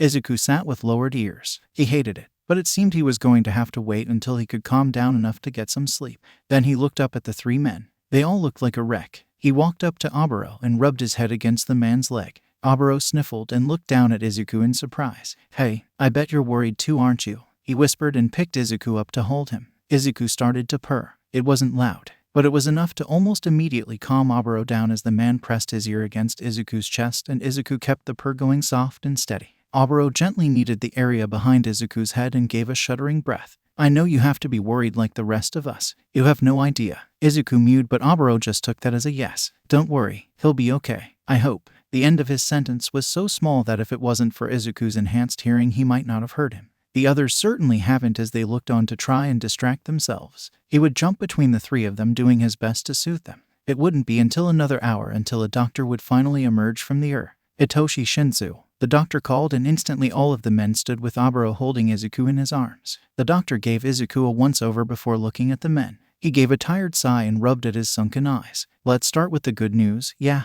the bullet missed all of his major arteries. We believe it's because he was in the process of turning when he was shot. The bullet, as you know, shot through him, and we were able to cauterize the wound. All at once, all the men sighed with relief, their shoulders slumping. However, not all is good. One of his lungs collapsed due to the bullet. While we did fix, he's still going to be on a ventilator for a while until it can fully heal. The doctor softly explained. He'll need to be bedridden for a few days once he wakes, and shouldn't do much strenuous exercise for the week after, as he doesn't need the wound reopening. Well, we have recovery girl at UA. She can heal him once he's up and about, Shouta said almost absent-mindedly as he scratched at his stubble. Hazashi and Aburo both turned to him, and Shouta blinked. I mean, obviously he's going to rest. I was just stating we don't have to worry about the wound reopening. He clarified, and the others nodded, satisfied with his answer. Come, I'm sure you want to see him. He's resting now, so please remain quiet. The doctor gestured for them to follow with a beckon of his hand, and they did so. They made it to the room where Hitoshi was laying in the bed. True to the doctor's words, he had a ventilator mask covering his nose and mouth as he slept, and a heart rate monitor clipped to his index finger. He almost looked peaceful. He was out of his cheerleading uniform. No, that was cut off of him when he was rushed into the He was so happy wearing the cheerleading outfit, and he couldn't even keep that heart rate monitor was steady and strong. It filled the silence between everyone. I'll leave you guys to your own devices. The doctor whispered, paused, and looked back at Izuku. I trust that thing is trained. Yes, he's licensed if you need to see the paperwork. Hazashi whispered back to the man. No, I trust you. Then the doctor was gone. Izuku started to squirm, and Aburo let him down on Hitoshi's bed. Yeah, Aburo whispered dryly while he sat on the small couch by the window, the couch where he would inevitably fall asleep on, refusing to move. Izuku was careful and cautious as he walked up to Hitoshi's left arm and gently nudged himself under his friend's arm and got comfortable. I'm here. He weakly mewed and rested his chin against Hitoshi's palm. I'm right here and I'm not going anywhere. Right here. Izuku's eyes started to drop as sleep threatened to overtake him. Right ... here ... When Izuku reopened his eyes, he was looking out at an orange sky of sundown. He blinked, let out a breath, and rubbed at his eyes with his hand before sitting up straight. Morning, Izuku gasped at Hitoshi. His friend is sitting with him on the edge of the massive building. He was wearing the cheerleading uniform and tennis shoes he wore before he was shot. Izuku had apparently fallen asleep on his shoulder. You're okay? Izuku asked, and Hitoshi gave a shrug. I think so. It's hard to explain. Why are you here? You came and got me, then you fell asleep. You tell me. Izuku's eyes drooped as he stared down at the ground below their feet, the ground where his corpse lay. He looked up and back over at Hitoshi. I guess I wanted to protect you, he whispered while looking at his hands. So, I must have brought you here, he whispered. Did you bring me here because this is your own purgatory? Izuku slowly, oh so slowly, looked at Hitoshi. What? He whispered, his blood turning to ice at the thought. This is your purgatory, or should I say purgatory? He winked and stuck his tongue out at the same time as he giggled. Izuku grabbed Hitoshi's ear. That was weak, he huffed, and Hitoshi giggled again. Don't be mad because you didn't think of it. Izuku let Hitoshi's ear go and then looked out at the sky. A purgatory? Huh. He never even thought of that. I never knew this place even existed. I never even knew that I would come here after I died, or even in my dreams, until a soft gasp left his mouth as he realized something that he should have known from the start. What? Hitoshi asked. Izuku rubbed at his neck. He could feel the raised, scared skin underneath his fingertips. It wasn't until my head was bitten off did I suddenly wake up here. Before I would just wake up, but after that day. You think every time you die you would come here but don't remember it? He asked as he leaned down just a smidge, enough to make Izuku nervous. It's a possibility, he whispered in response, and Hitoshi suddenly stood. Hitoshi, don't you think it's weird that you're always looking down at that thing? Hitoshi suddenly asked before turning. Even if you're just sleeping? Maybe. Izuku gave a weak shrug. I've just grown used to seeing it. That's when you jumped, right? Yeah. Hitoshi said nothing as he started to walk across the rooftop all the way over to the other side. The side that Izuku never really saw. Or the side he never attempted to see. Hitoshi walked to the edge and looked down. That's what I thought. Hitoshi muttered nervously, and Izuku got up. What's wrong? He inquired while walking towards Hitoshi at a fast rate. I figured something out. Hitoshi pointed down. I hope you're not squeamish. Izuku looked down to where Hitoshi pointed, and he felt suddenly ill. There, on the ground below, laid him. Only it was the moss version of him. A moss that's been stabbed through with a steak knife, the knife still embedded in his side. A moss that was smashed by a semi with his organs hanging out and bones sticking out at all angles. A moss that's been electrocuted and still smoking. And, of course, a moss that was missing his head. But wait, that one. Izuku pointed at the moss that was just laying there. He was dead, but no clear sign of death. How'd that one of me die ...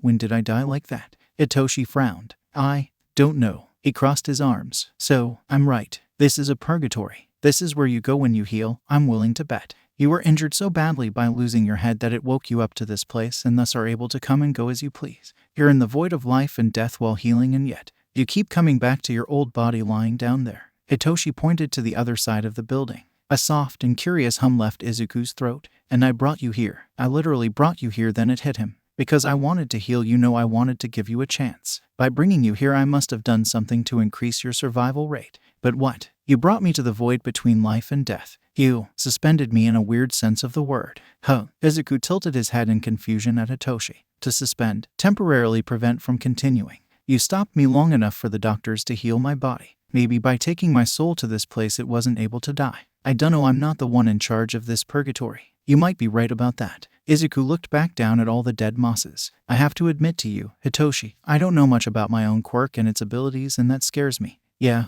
it scares me too, Hitoshi admitted. You know, when I looked at the adorable green kitten that day I was feeding the cats. He squatted down and peered over at the dead cats with Izuku. I never would have expected you to have such a powerful quirk. A quirk that can allow you to take souls away in your own personal purgatory to heal. No, Izuku shook his head. Not just anybody is allowed here. Only you. You're only here because we have the mental connection. Hitoshi frowned, and it made Izuku frown. What's the matter? I just want to know how that version of you died. It almost looks like you died in your sleep, Hitoshi admitted while pointing at the moss that was laying stiff on the ground. No blood, no gore, just a deceased cat. I don't know. His eyes narrowed before he changed forms from human to cat. He then jumped into Hitoshi's lap and Hitoshi started to pet him. All I know is that it's not the first nor the last time I'm going to die, unfortunately. I was scared you were going to say that. Bonus. Toga felt like she was emerging out of a daze as she just sat up in her hospital bed. She felt empty. Despite her mouth being unbelievably dry, she licked her teeth.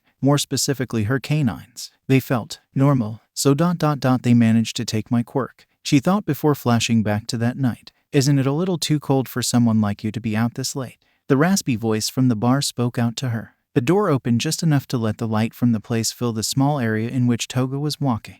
The rain was pouring down and the air had a nip in it that dried out Toga's sinuses and felt like an ice pick had jammed its way through her nasal cavity. Don't worry about me, mister, she giggled while turning towards him and grinning, making sure to flash her teeth in his direction. Something she always did to deter the perverts. She may be only 17 and a little ditzy, but she wasn't an idiot. There were actual bad guys out there, not those like Jin or Dabai, or even her, who were just given a bad hand in life, those that wouldn't hesitate to have their way if given a sliver of a chance. The man had to be maybe 24 or 50, it was hard to tell with his dry face. Do you want to come in? He offered while beckoning her in with his finger. I have hot chocolate and you have to be cold wearing that uniform. He insisted. Toga sized the man up and down. Hot chocolate did sound good. And if this guy did try anything, she'll bite his dick off if she needed to.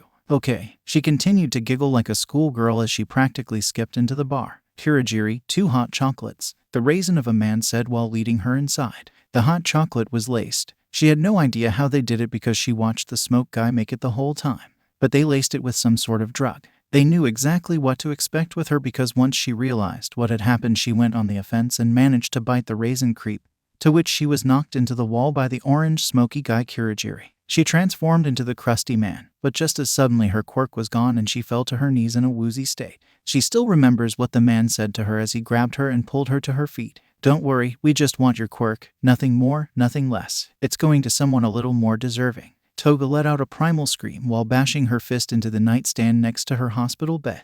They took her quirk. They took her quirk. They took her quirk. And they were going to pay. Toga wasn't normal without her quirk as her parents once wished she'd be. No, without her quirk she was furious. Toga vowed then and there that she was going to stab that crusty-ass man until the blade snapped. Her hands were going to turn red with his blood. A beautiful red that wouldn't wash out no matter how many times she washed her hands. But first she had a few calls to make. Bonus 2. The stages of grief were all skewed for Inko. Anger was supposed to come near the start and depression towards the end.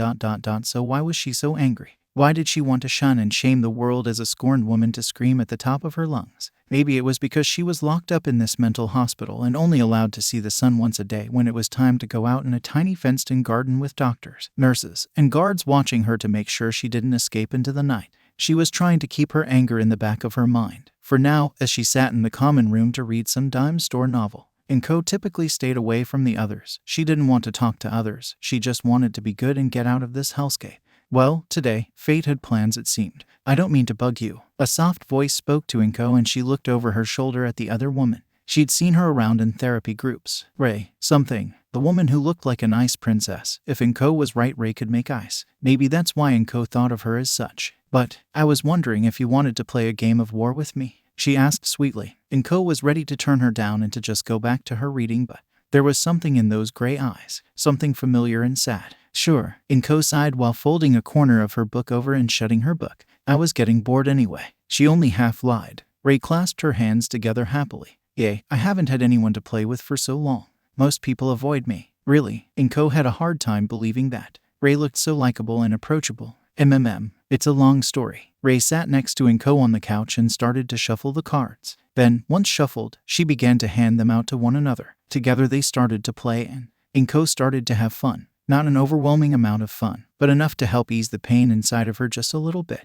I love your hair, by the way. The style you put it in. The half bun. My husband, ouch, a bit of pain there. He's the one who showed me it. He said an old colleague of his used to wear it and he liked the style. It just became a habit after a while. She admitted with a half-hearted shrug. Maybe I should try it. I wonder if it'll look good on me. Ray made a mock version by putting half her hair up in a bun. Before Inko could answer, there was a scream that erupted from a patient, causing her to look. Ah, Akiko. Ray sighed. Sounds like she's back. Akiko, Inko asked while turning to look back at Ray for just a moment before looking at the doors. 2 nurses had a woman by her arms. She was kicking and screaming almost like a toddler. She couldn't be any older than Inko. I don't need help. Get your fucking hands off of me. Get off. She was screaming like she was being tortured, her long lilac hair in matted knots, looking like it hadn't been washed in months. She kicked and tried to fight weakly against the nurses. Spit cover, the nurse said before they put a mesh bag over her head. It was like watching a vicious animal as she desperately twisted her body at all angles. I hate you. I hate you. Her shrieks could still be heard even when they turned down the hallway towards the doors. At least they were smart enough to get her on quirk suppressants. Ray hummed as she flipped her card over. 3 of clubs. Inko lost with a 2 of hearts and handed her card over. You know her? Inko asked, curious about such a violent meltdown.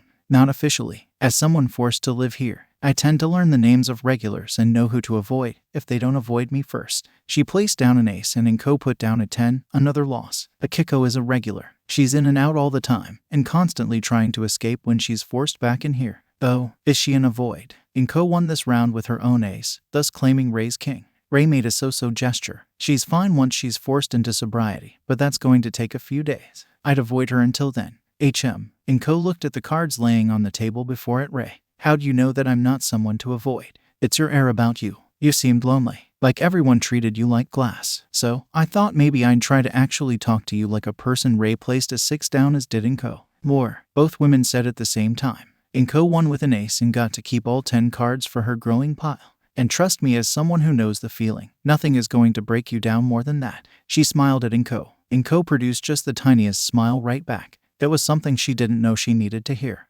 Hitoshi was in pain. Just breathing caused a small shockwave of pain ripple throughout his body. Come on, sweetie, we'll get you to bed. Hisashi kept a hand planted firmly on Hitoshi's back while both Oboro and Shouta helped move him forward by his arms. He was back home now, but still unable to be fully healed by Recovery Girl. Hitoshi was forced to take a few more days off of school, possibly even a full week depending on how long it was going to take for him to get his energy back up. Hitoshi was grateful for Hisashi keeping a firm hand on his back. If not for him, he might have fallen upon walking into the house. Moss rushed inside ahead of the 3 adults and ran into Hitoshi's room. It was almost like agony with each step Hitoshi was forced to make as it made his wound scream in pain.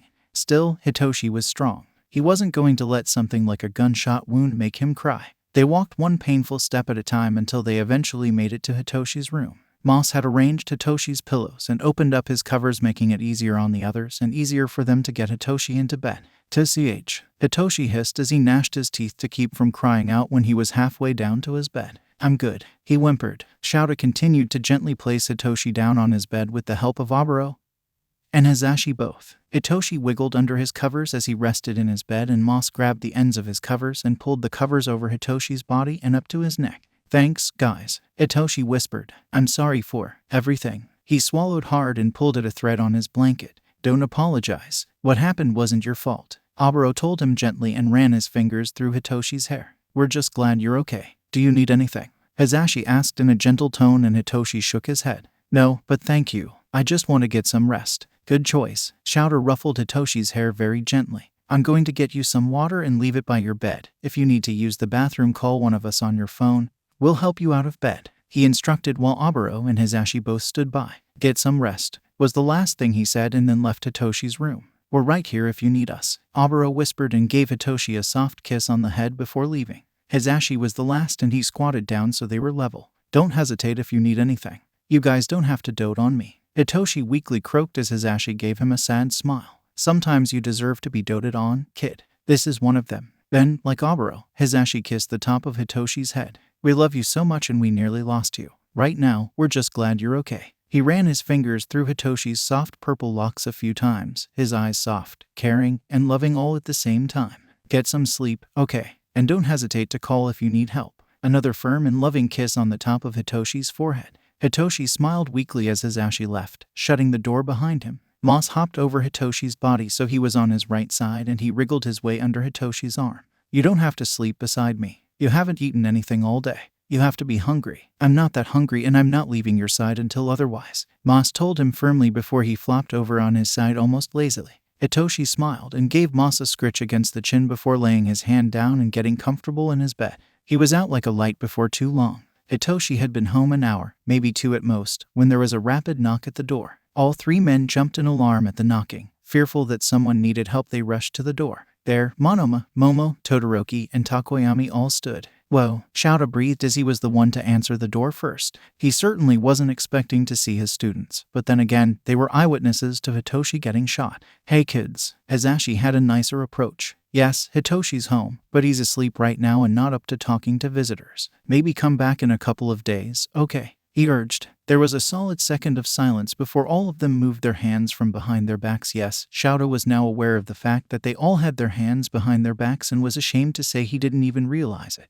And they all had presents for Hitoshi. Monoma had a teddy bear in his hands. The bear had black fur and a bright red nose. Todoroki had a small gift basket of different types of coffee. Momo had the same thing but with different types of tea. And Takoyami had a muskmelon. Shouta actually did a double take at the melon. While, yes, it was a popular gift to give someone, it was also expensive. Then again, Shouta wouldn't put it behind Momo or Todoroki to foot the bill on Takoyami's behalf. Thank you guys, he'll love it. Aburo was more than happy to collect the gifts. If you want, you can come in for some tea. But, like we said, Hitoshi is currently resting so you can't see him. That's okay, Mr. Aburo. Momo gave a small smile and Shouta noticed how tired she looked. Her eyes had dark circles, but it was clear she tried to cover them up with a thin layer of foundation. She gave Aburo a wobbly smile. We couldn't stay anyways. We were just here to drop off some presents. My parents are waiting for us in the car. Ah, of course. Well, on Hitoshi's behalf, we thank you. Aburo smiled as he said this. Shouta looked at the other students. While they all had an air of worry about them, the others weren't hiding eye bags behind makeup.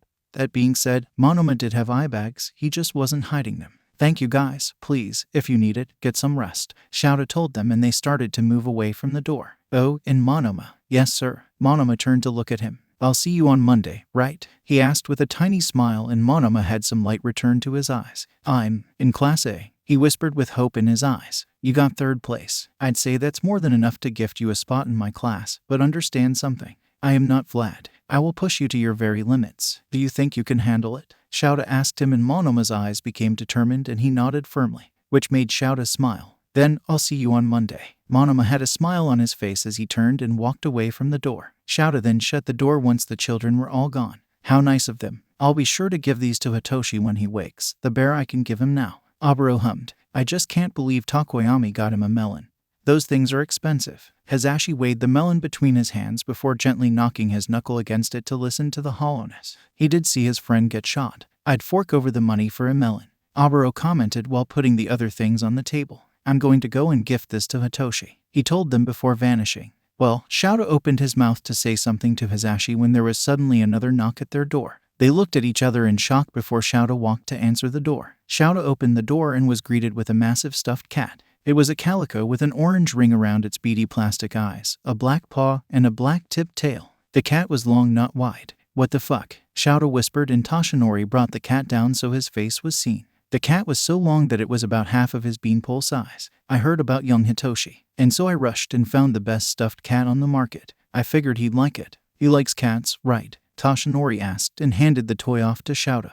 Yeah, he does. Thanks. He's healing right now, so he can't be seen. Understandable. Toshinori let himself in. Did you guys catch his uncle? He asked in a serious tone. Shouta shut the door and shook his head while hooking the cat under his arm. The villains got to him first. Izuku. At least the zombie Izuku got to him first. I don't know if that's a good or bad thing. Shouta whispered. He could still remember the look Izuku gave him as he rushed towards Hitoshi's uncle. That sickening smirk that looked unnatural on his face as he looked up at Shouta. That sinister glint in his eyes before he vanished behind a portal. I don't know either. They could be working with him. Toshinori suggested and Shouta wasn't so sure about that personally. Well, he never got to answer because there was, you guessed it, a knock at the door. Shouta rolled his eyes and turned to open the door. There stood Snipe and 13. Both teachers smiled. Shouta assumed Snipe and showed more get-well gifts for Hitoshi. 13 had a fruit basket and Snipe had a small bouquet of flowers. Shouta stepped aside to allow them in. Hitoshi is resting, so you can't see him, he told the two. He didn't even get to shut the door before someone came bounding up to his door. Oh, this is the right address. Achako's chipper voice is followed by Hagakir's giggle as the two girls bouncing up to the door. Mr. Aizawa, Achako yelled and he put a finger to his lips to silence her. Hitoshi is trying to rest. He informed both girls. He can't accept visitors right now. Oh, that's fine.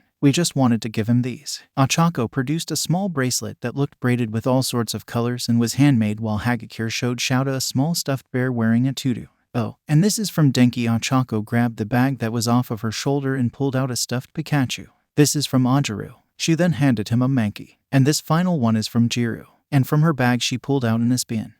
Thanks. Shouta didn't know what Hitoshi was going to do with all of these stuffed animals. Still, he collected the bear, the Pokemon, and bracelet, and the girls went on their way. I'll take that. Oboro grabbed the massive cat, Pokemon, and bear while putting the bracelet on the bear for good measure. Then he was gone. Shouta shut the door and turned back to look at his colleges. I can see the word got out that Hitoshi left the hospital. Shouta scratched at his stubble while shaking his head. It's a big deal. This happened on UA property. Snipe explained. Yeah, it was a parking lot, but it was still right there and immediately after the sports festival. We had to scare off some reporters wanting the story for themselves. She threatened to suck them into her black hole if they didn't leave while we were investigating. Snipe sounded impressed while pointing at 13. It was a bluff, obviously, but it worked. There was another knock on the door and Shouta, who was right there, opened it. Hitoshi can't be seen. He informed the person before looking down at Netsu and Recovery Girl. Netsu, like Yaoyorozu, had a basket filled with many teas, some that looked rather pricey. Of course he can't. I'm not here about him, I am. I'm just not here to see him. Oh, and this is for him. Thank you, Shouta. Netsu chirped as he passed the gift basket to Shouta. Shouta gave a grunt before allowing him and Recovery Girl in. Finally, he was able to shut his door and not be disturbed. Netsu sat down at the table, as did the rest of the adults. Toshinori and Oboro were the only ones missing, and that wouldn't last long when a shout of "Pumpkin, leave him alone," was suddenly heard. Get your cat, Toshinori demanded as he came rushing into the main room with Pumpkin hot on his heels, hissing, ears flat, and looking ready to kill. Toshinori jumped on the back of the couch and was laying down on it, keeping his body flat, ready to swat the orange cat away if needed. Pumpkin started to pace around, growling loudly while trying to think of how to attack. Okay, Mr. Oboro's cloud swept Pumpkin off of his feet and the cat moved towards him. Clearly you need a timeout. Toshinori let out a sigh before wiping the blood from his mouth. Why do your animals hate me? He demanded. Shouta's mouth ticked up. He covered it as his smile continued to grow. Then he just couldn't contain it anymore. PBTH ha. Shouta quickly covered his mouth with both hands to keep it from escaping. His face felt hot and his chest convulsed with laughter threatening to bubble up. Tears perked in his eyes from the lack of oxygen as he didn't even trust himself to breathe without laughing at this point. Shoo, you're going to pass out. Hisashi started to giggle. The image of the great Yagi Toshinori being chased down the hallway by a house cat, screaming for help, and then clambering on the back of the couch for safety like he wasn't the #1 hero in all of Japan. One by one the others started to giggle, and just hearing others laugh was causing his chest to completely spasm with laughter, just dying to escape. He truly thought he was going to pass out. Well, at some point Oboro had come back and decided to fix this issue himself. He came up behind Shouta with expert fingers and started to tickle Shouta's ribs. Just like that, a rupture of laughter left Shouta's mouth as he pointed at Toshinori while shaking as he could hardly hold himself up as he laughed. The way you ran. It was the best laugh Shouta had in a while. It was the type of laugh that took his breath away and had him silently laughing as he just couldn't breathe. Shouta had tears in his eyes from the lack of oxygen, and they started falling down his cheeks by the time he finally caught his breath. It was like a domino effect as the others joined in. Either his laughter was contagious or the others were laughing at him, he didn't know. Toshinori put his hands on his hips as he just waited for Shouta to finish. I am not even sorry. Shouta continued to wheeze while wiping his tears desperately away once his row of laughter finally started to die down. What few. He put his hands on his knees as laughter bubbled up again. What did you do to piss my other cat off? He managed to wheeze out while still chuckling. I didn't do anything. Toshinori yelled in his defense. I just poked my head into Hitoshi's room. I didn't speak to him. I just wanted to see how he was doing. I think Moss sicked that orange cat on me. Shouta barked out. Not because the idea was ridiculous, but because he could actually see it happening. Now came round 2 of laughter from Shouta. Moss hates you so much that he got the cat that he dislikes to attack you. Shouta was on his knees and pounding his fist against the floor in laughter. Please, I'm going to pass out. He wheezed in desperation. See, seriously, Moss and Pumpkin do not get along. They constantly fight for Hitoshi's attention. More giggling from the others behind Shouta. Toshinori sighed. I'm trying to get on Moss's good side, but he won't let me. That cat refuses to give me a chance. Phew. Shouta finally managed to stop his laughter and suck in deep breaths to prevent himself from passing out on the floor. He sniffled and pushed himself back up to his feet. Look, just accept that Moss hates you. But I didn't do anything to him. Shouta shrugged. Animals know who they like and who they don't like. Toshinori wasn't pleased with that answer. Shouta, are you calm now? Netsu inquired, making everyone look at the chimera, who now had a cup of tea in his palhao, and sipped from the tiny cup. Yes, Shouta nodded firmly towards his boss and Netsu gave a smile. Good. Since I have most of you here, I'm going to go ahead and tell you something I've been planning for a while now and may just get a pass due to what happened to Hitoshi. Oboro, Hisashi, and Shouta gave each other looks before looking back at their boss. Which is? Oboro was the brave soul to ask. Nedzu smiled widely. Tell me, what do you guys think of dorms for the students? If it gets approved by the commission, then I can have the dorms up within a week. Izuku sold his pride to get Toshinori out of the room, and it was worth it. Pumpkin, can you get that man out? 4. Mother. Boom. Pumpkin was on Toshinori like white on rice, and the man was gone. Haha. Izuku vocalized and tried to go back to sleep. Yeah, Pumpkin was going to keep on calling him mother, but it was worth it, at least right now. Izuku pressed against Hitoshi and shut his eyes. Sleep came easy, and he was surprised to find himself back in purgatory, but no Hitoshi to join him. No, Hitoshi was having his own dreams. Izuku stayed as moss as he stretched his body out. Creak. Izuku blinked and turned his head towards the noise. There just off to the side was a door that looked like it led to the steps of the building, the stairs he should have taken instead of the expressway down. The door never opened, but now it was. Izuku padded up to the door and stopped just before crossing. It was dark, darker than dark, so dark that if he stuck a paw in it, vanished into the actual void. Izuku's fur rose into a bristle as he stared into the darkness with wide eyes. Hello. A sharp yowl of surprise left his voice when the door shut on him, hitting him right in the rump to get him moving into the darkness even more. Then, he felt like Alice when she fell down the rabbit hole because Izuku fell. Down, down, down into the darkness he twisted and turned as he continued to free fall. Wait, wait, wait, he cried while falling horrifically towards the ground that was coming up at a fast rate. Not again. He all but wailed while kicking his feet. Then, hands caught him. Gentle, soft, and slender hands. I got you. A weak and raspy voice spoke. Izuku was put into the crook of an arm while he pressed his face against a shirt. That was scary. Are you all right, little one? You shouldn't be wandering around places like this. Izuku slyly peeked up at his savior. He was looking into familiar brilliant green eyes, and for just a millisecond he thought, not another me. But no, it wasn't another him. A man, maybe in his late 30s, with pure white hair draped around his face and just shy of his shoulders. His face was pale, skin sickly even, and Izuku knew this man. He's never met him, but he knew of him through pictures and stories. Uncle Yoichi. When Izuku was little, maybe 5 or 6 years of age, he remembered being curious about his father and what he did for a job. So, on the occasion his father came home, he snuck into his dad's office and he started to snoop. He looked through the file drawers and through his dad's coat pockets in hopes of finding anything, and he did find something.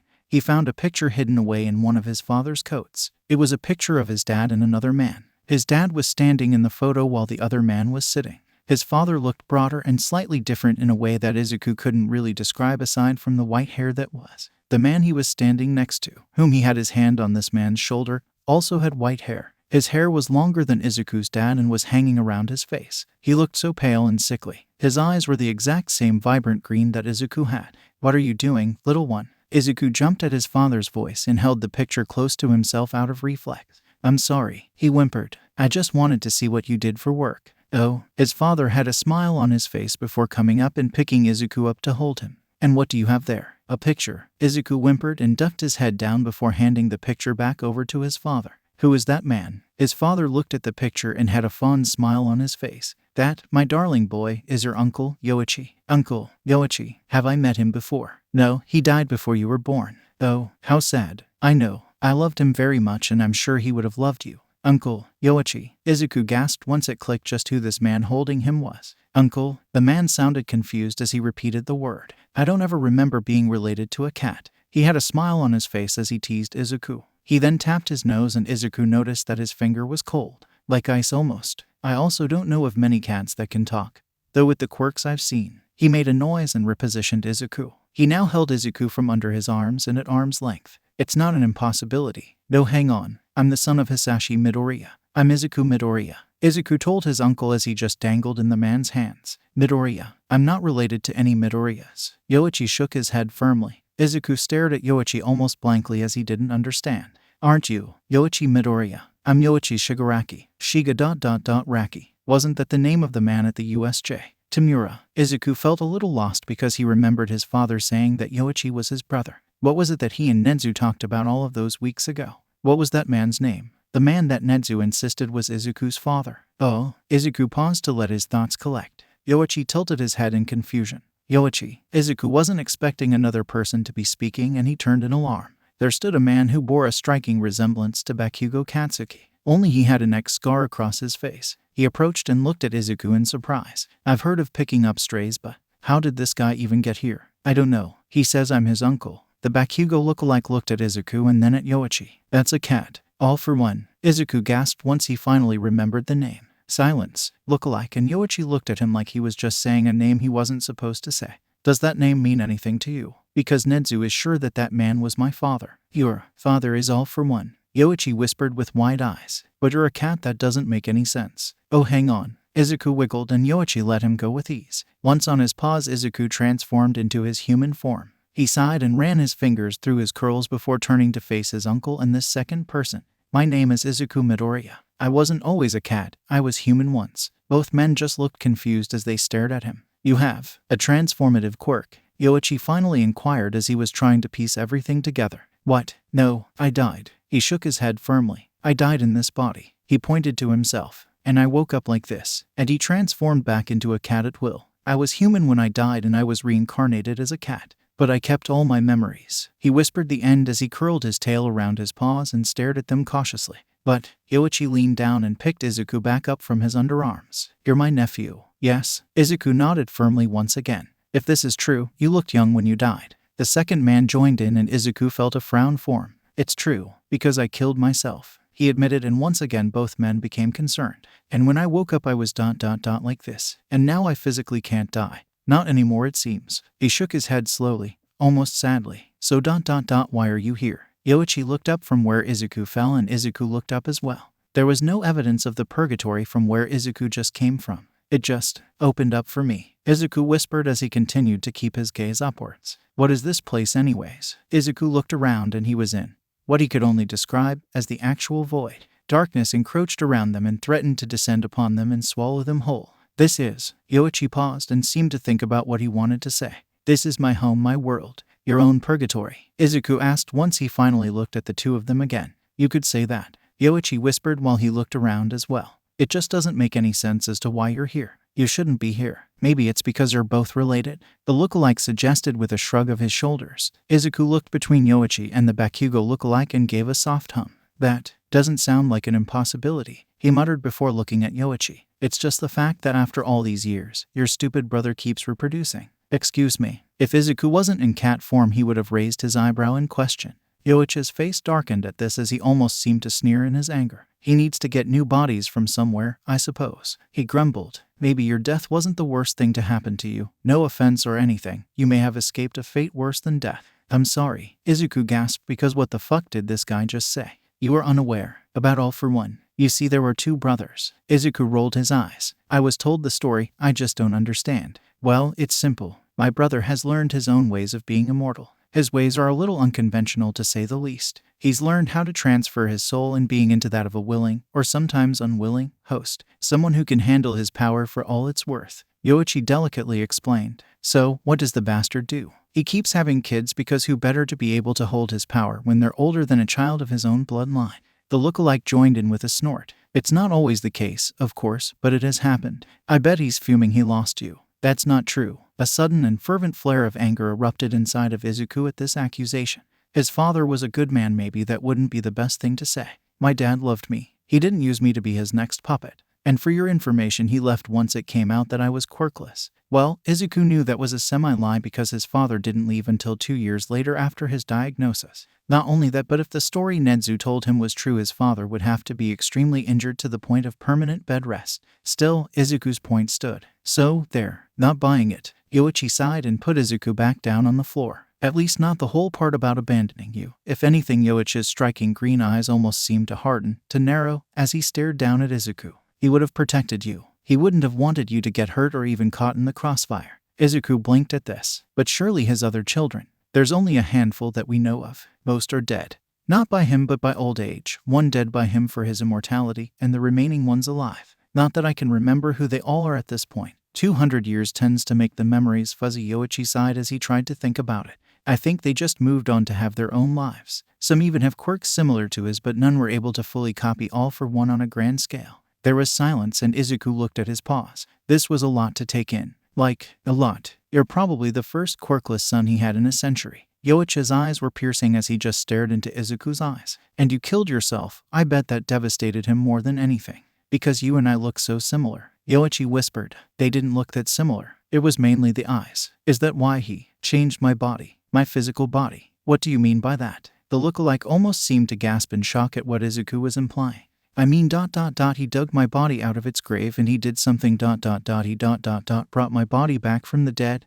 But it's not me. It's my body, but it's not me. Izuku wanted to cry as he explained this to these two strangers, but they seemed like they understood. You don't think? The Bakugo lookalike looked at Yoichi in alarm and Yoichi nodded firmly. I absolutely do. With that doctor at my brother's disposal, I'm willing to bet that this thing walking around in your body is what we call a Namu. A Namu, Izuku whispered and his paws shuffled almost excitedly at new information. What is that? It's hard to describe, but a Namu is basically a dead body that's been stuffed with quirks. He uses them as super soldiers. My brother has made them in recent years to help fight his battles. Some Nomus have grown sentient, but most are mindless. Yoichi explained and crossed his arms over his chest. The Namu in my body, it believes it's me. And we have this connection. Both men looked at him and Izuku nodded. I've blocked it, but we are connected. He can look into my memories and ... if I get too angry or too upset I can break the wall I built between us. Yoichi kept his arms tightly crossed. This is new information. I'll have to try and relay it to 8 if I can. 8? Izuku asked with a head tilt. Who's that? And why are they important to this conversation? Izuku was waved off by Yoichi, and the man turned towards the lookalike. Second, please go and inform the others of what we now know. I'll be right behind you. Heard. With that, Second was gone, vanished right before Izuku's eyes. Look, Yoichi turned back to Izuku and picked him up again to hold him in the crook of his arm. I don't know how you found this place, but I know it wasn't by accident.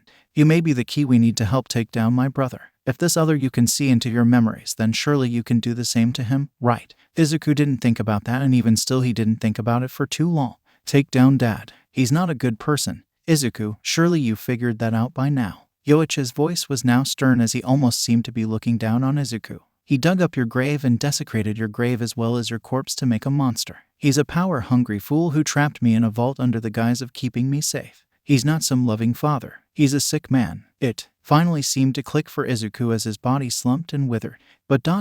he said he loved you. It was a childish refute, a refute of someone trying desperately to hang on to the last threads of a smiling and happy father that he remembered. I suppose he did. In his own selfish and depraved way. Does locking someone in a vault sound loving to you? And there it was. The little threads he was holding slipped from his paws. With everything Nedzu told him combined with what Yoichi told him ... it was all true. Now that he knew for a fact that his father was the one who made his body into that thing. Oh, Izuku whispered. I'm sorry you had to learn it this way. Yoichi whispered. There was a sudden light that pierced through the darkness and both of them turned towards it in alarm. There was now a staircase leading up and the door where Izuku had come from was opened while Hitoshi was poking his head into the darkness, his hand on the doorknob, but he didn't dare cross the threshold. Boss, Hitoshi called before his eyes landed on Yoichi and Izuku respectfully. Hitoshi actually jumped when he locked eyes with Yoichi. Oh shit. It was soft but still heard. Yoichi looked at Hitoshi in confusion. That boy shouldn't be able to come in here. We're connected. Izuku wriggled out of Yoichi's hold and Yoichi dropped him once more. Izuku then started up the steps. Wherever Hitoshi goes, I go, and vice versa. Is that so? Hitoshi opened his arms and Izuku jumped into them.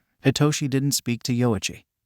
He just looked at the man, who looked at him curiously in return. Very well, I shouldn't keep you from your friend. Just remember what I said. Izuku Midoriya. I have a feeling we'll be seeing each other again soon. Izuku had that exact same feeling. Then, something hit him. Hitoshi, wait. Hitoshi paused and Izuku looked down at his uncle. You said my father had other children. Do you have names? Yoichi gave him another wave off and just said, I lost track over the years in all honesty. But I remember there was one a few decades back. A daughter, she has to be in her late 30s, early 40s now. I don't remember the family name. She had the ability to copy quirks for a short period. Nothing ever came from her, so we never bothered looking into it anymore. It took a full week for Hitoshi to recover enough from his wound to finally be able to walk around after Recovery Girl healed him. He was still sitting on the bench for the time being as his wound could still open if he were too rough with himself. During heroics he was in the library for study period, which, in all honesty, was him in the library reading manga as he was caught up on his studies. Though, now internships were coming up and Hitoshi had to think about what hero he wanted to go with. He didn't have a lot of offers as his quirk was considered weak,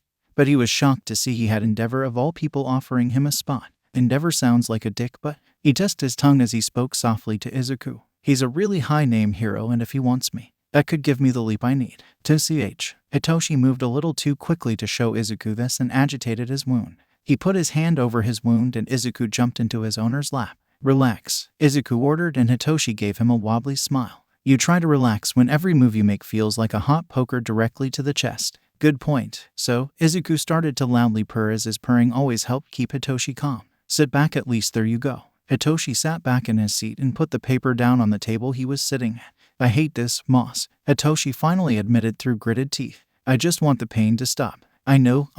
A few healing sessions with Recovery Girl and you'll be right as rain. Izuku stood on his hind legs and rubbed his head under Hitoshi's chin to try and make him feel better, if only for just a moment.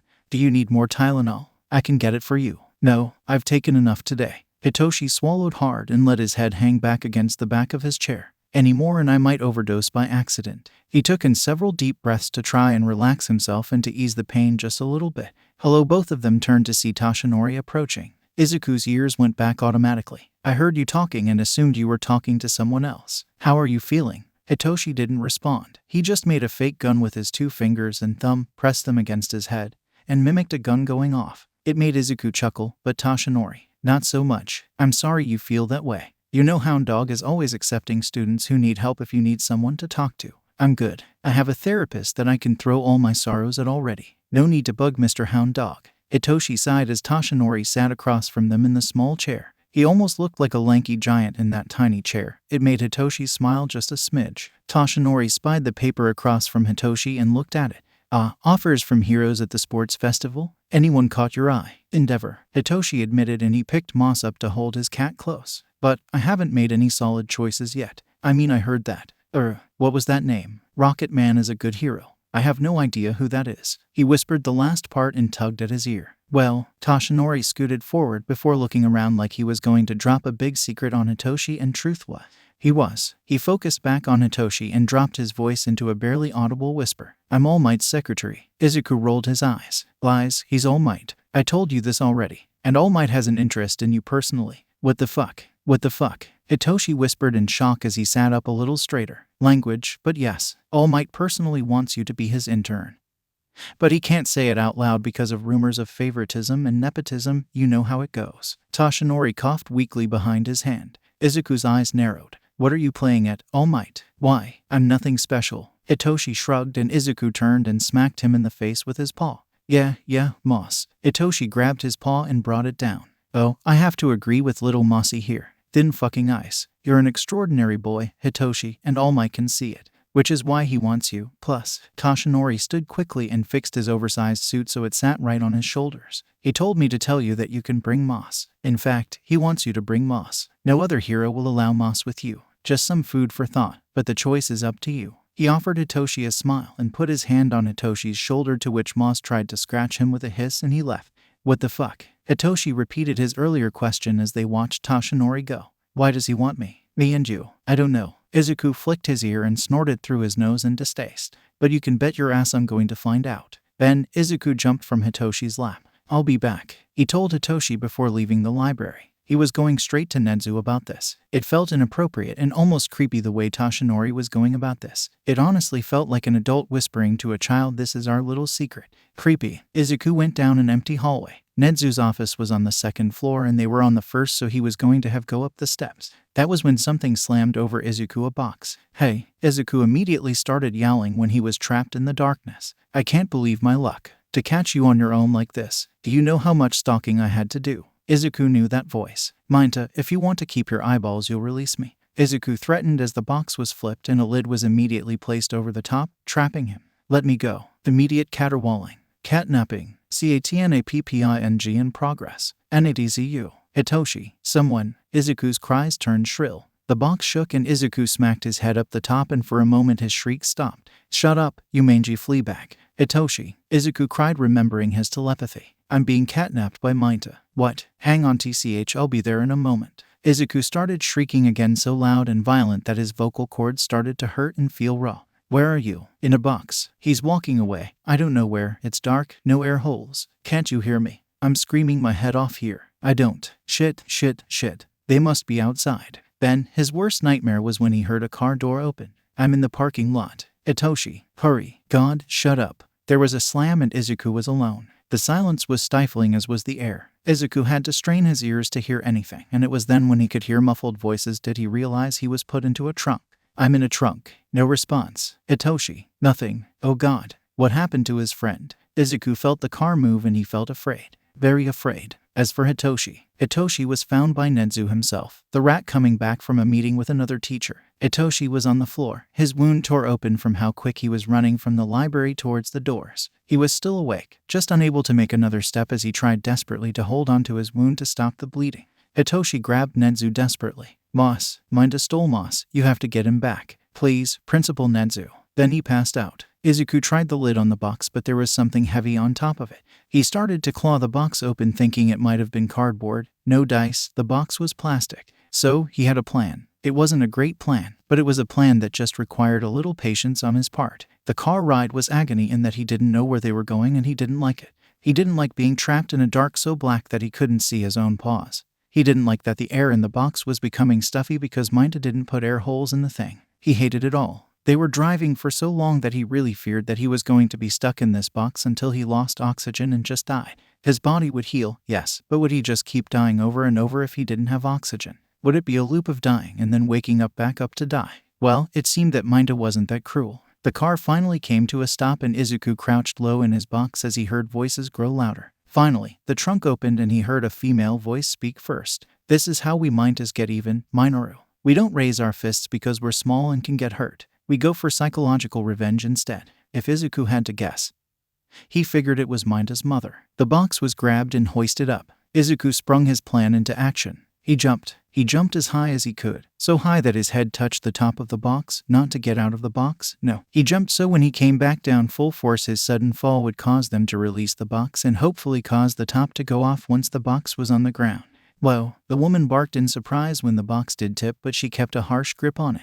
I told you, that thing is freaky smart. Are you sure you don't want to give him to the commission? Minda hissed and Izuku bristled. He forgot Minda's parents were part of the Hero Public Safety Commission. And waste resources. No, we have more pressing matters. Besides, sweetie, it's just a cat. Yeah, Nezu turned out smart, but he has some sort of hyper-intelligence. I bet this thing just has a slightly average intelligence. Nothing worth the commission's time. I'll give you slightly average. Then he recreated a scene from when he was 2 and didn't get the ice cream he wanted. He started jumping up and down violently. He would land and then kick the side of the box like a horse would kick a person. Izuku yowled, screamed, jumped, threw himself into the walls, but the grip this lady had was strong. However, he could tell he was getting to her as he heard her curse out on numerous occasions while they walked. Stop it, you cretin. Then the box shook. It shook violently up and down, making Izuku slam up and down on the top and bottom of the box respectfully. When her reign was over, he was on his side trying to recover from the vertigo he suffered from such a shake. Izuku groaned in pain as he started to stand again.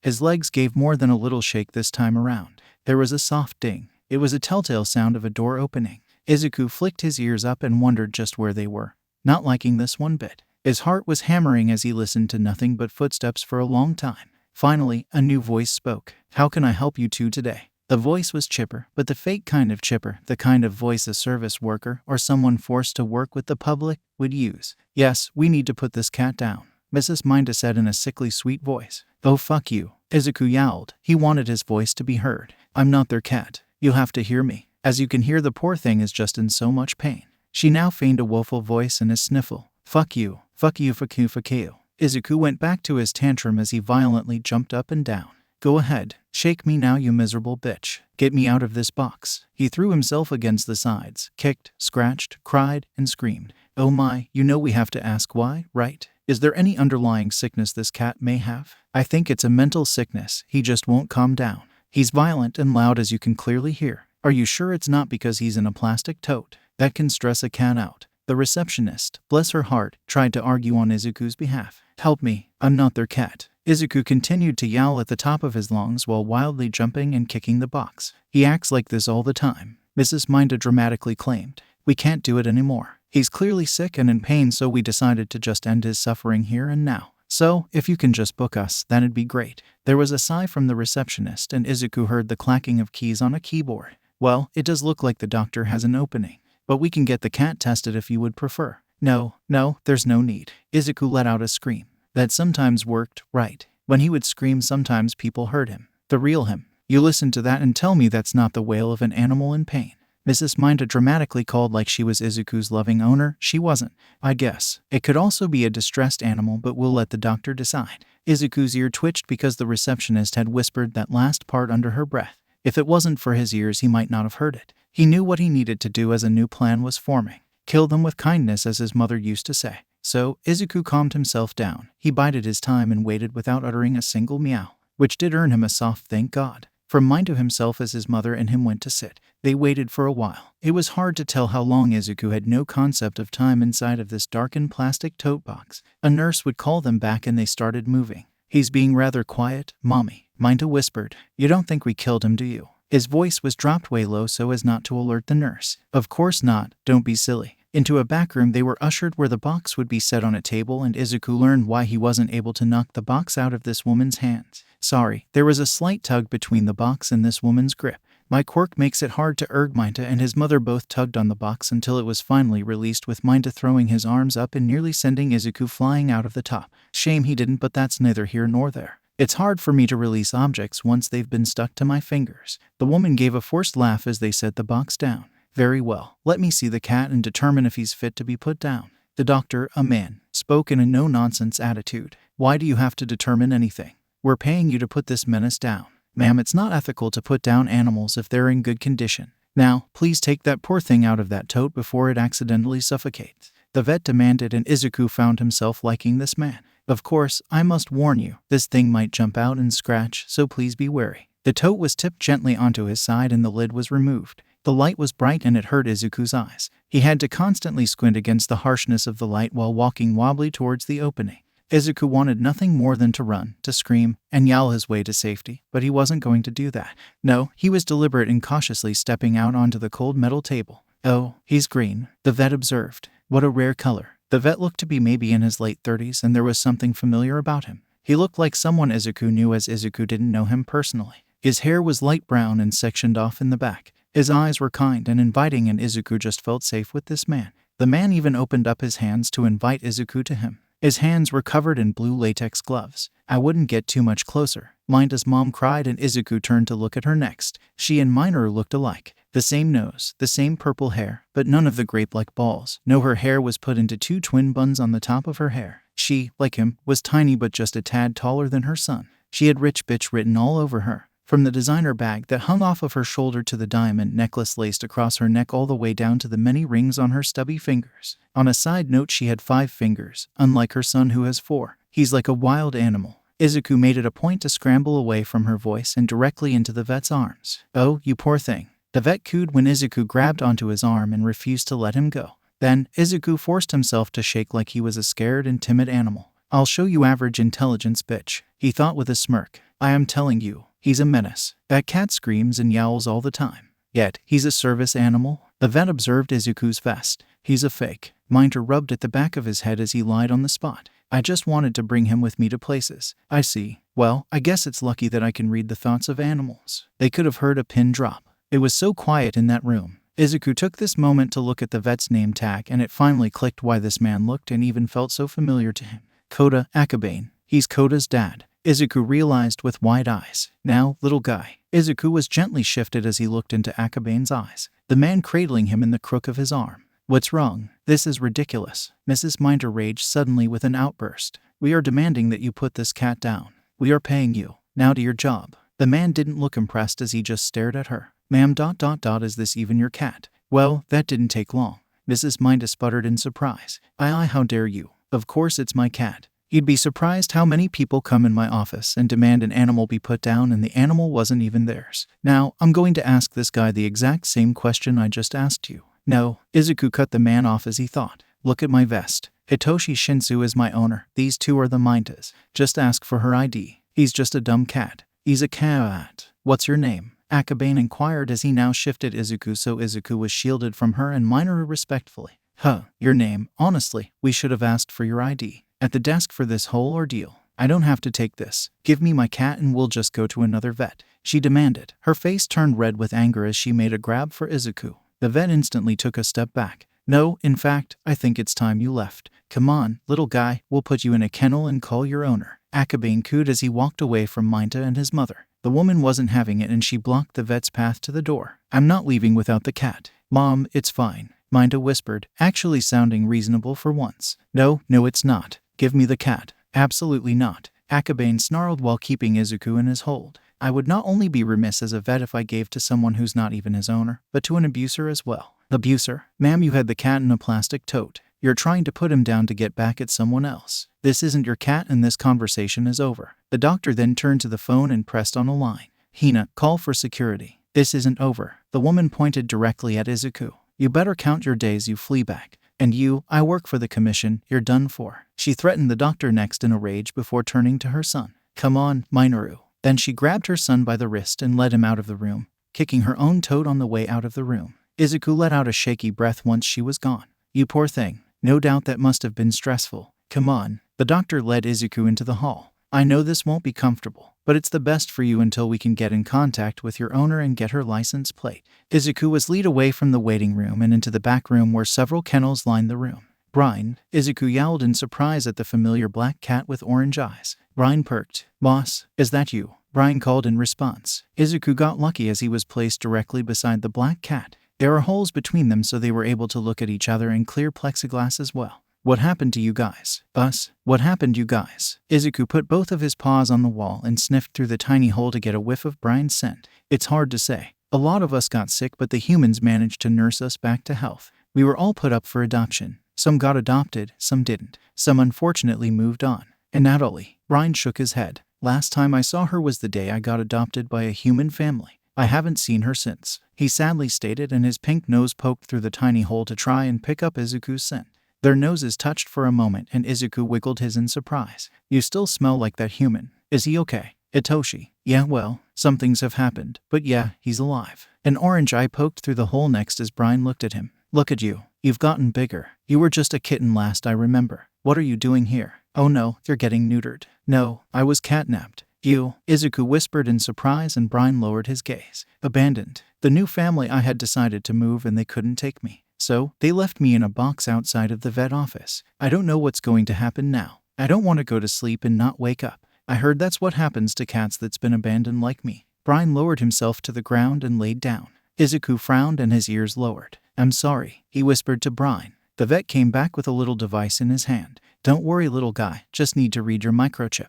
Izuku relaxed as the vet found the chip and read it with the device. All right, we'll alert your owners. You behave and I'll bring you some food. The gate was shut and it was Izuku and Brian again. Wow, you got microchipped. You're lucky. They must really like you. Yeah, they do, Izuku said with a fond sigh. And I like them. He twisted around to give himself a quick groom to wash the scent off of Minta off of his clean fur. You look great. At least one of us made it. Brian sighed happily. Hey, don't say that. You'll find a family, Izuku told him. This is the second family to give up on me. I just don't think it's in the stars. Izuku ears lowered. He wanted to do something for his old friend, but what? He didn't know. Originally, Netsu was going to send All Might after the catnappers, and Shouto would have agreed, put the fear of God in them. Nothing will humble you more than the symbol of peace chasing your ass down. However, before Toshinori could leave, Shouto got the phone call. This is Dr. Koda and I have your cat. Don't worry, he's safe and alive. Well, so much for that. It almost made Shouto want to laugh if the situation wasn't so infuriating. He didn't need to be a villain to understand just what had happened when he got that call. Minta had tried to put Moss down and was caught. Thank goodness for a vet that actually cares about animals. I'll go and get him. Shouto started with a sigh. Just watch after Hitoshi, if you would, All Might. Hisashi was in class and Aburo was on patrol, so, All Might. Of course, Recovery Girl was there as well, but Shouto felt a little better if someone watched over his son while he healed from his reopened wound. Of course, Toshinori deflated like a balloon. He's safe with me. I'll be back. Izuku munched happily on his canned wet food. All in all, not too bad of a day. Yeah, he got catnapped, but it could have ended way worse. He had already thanked the doctor for saving him instead of blindly putting Izuku to sleep like others would have without a second thought. Now he was just waiting. Still, Hitoshi hasn't responded in a while and he hoped his friend was okay. Yes, right this way, sir. Izuku's ears perked with happiness when a familiar scent wafted through his nose. Dad. Izuku bounced around happily. Shouto didn't know that Izuku liked to call him this and he was probably never going to know. Sure enough, Shouto and the doctor came in the back. I really can't thank you enough for looking out for him. Of course, I will admit that I was surprised that he held a full conversation with me. The doctor gave a bit of an awkward laugh as the two walked up to the kennel where Izuku was happily bouncing, waiting to be released. Most animals can really say a few words. He told me everything. His owner and to check their ID. Yes, yeah, he's a smart one. Hey there, troublemaker. We nearly sent All Might after you. Shouta smiled and Izuku turned, raising a nose in distaste. It made Shouta chuckle. Okay, Dr. Koda turned and opened the kennel. You're free to go, little guy. Izuku nearly jumped into Shouta's extended arms. But Brian's soft goodbye, Moss, made his pause and turned towards his cat friend. Izuku looked at Shouta, who had tilted his head at Izuku's sudden hesitance. Izuku looked Shouta dead in the eyes and put his paws on the wall separating him and Brian, hoping that Shouta got the hint. He did. What's the deal with that black cat? Shouta inquired after a second or two of pause. He was dropped off a little while ago. We were giving him another day before turning him into the shelter. We hoped his owners would come back. But alas, the doctor shrugged. Humans are cruel creatures sometimes. Izuku looked Shouta right in the eyes and started to run his paws and up and down against the glass. Seriously? Shouta sounded borderline exasperated. We have 4 other cats at home, Moss. Izuku's eyes went wide and cute while he lowered his ears. He continued to slow run his paws up and down. Please, he mooed. Shouta looked at him and he looked at Shouta. Give him to me. Shouta grumped while throwing his hands up. I'll foster him for a while. Yeah, foster. Izuku wanted to smirk but continued to look as innocent as he could be at Shouta. Oh, well, if you insist. Yeah, apparently my son's cat wants a cat of his own. It made Dr. Koda smiled as he turned and opened the kennel. Come along then. I'll get you a carrier for him. An hour and a half after being abducted, Izuku. And now Brian, we're back in UA. Brian was forced to stay in the carrier while Izuku rested on Shouta's shoulders. Is that? Midnight's face split into a grin when Shouta put the carrier down. Not a word. Shouta grumbled to her. The cat wanted a cat. What? 13 chuckled softly behind her hand.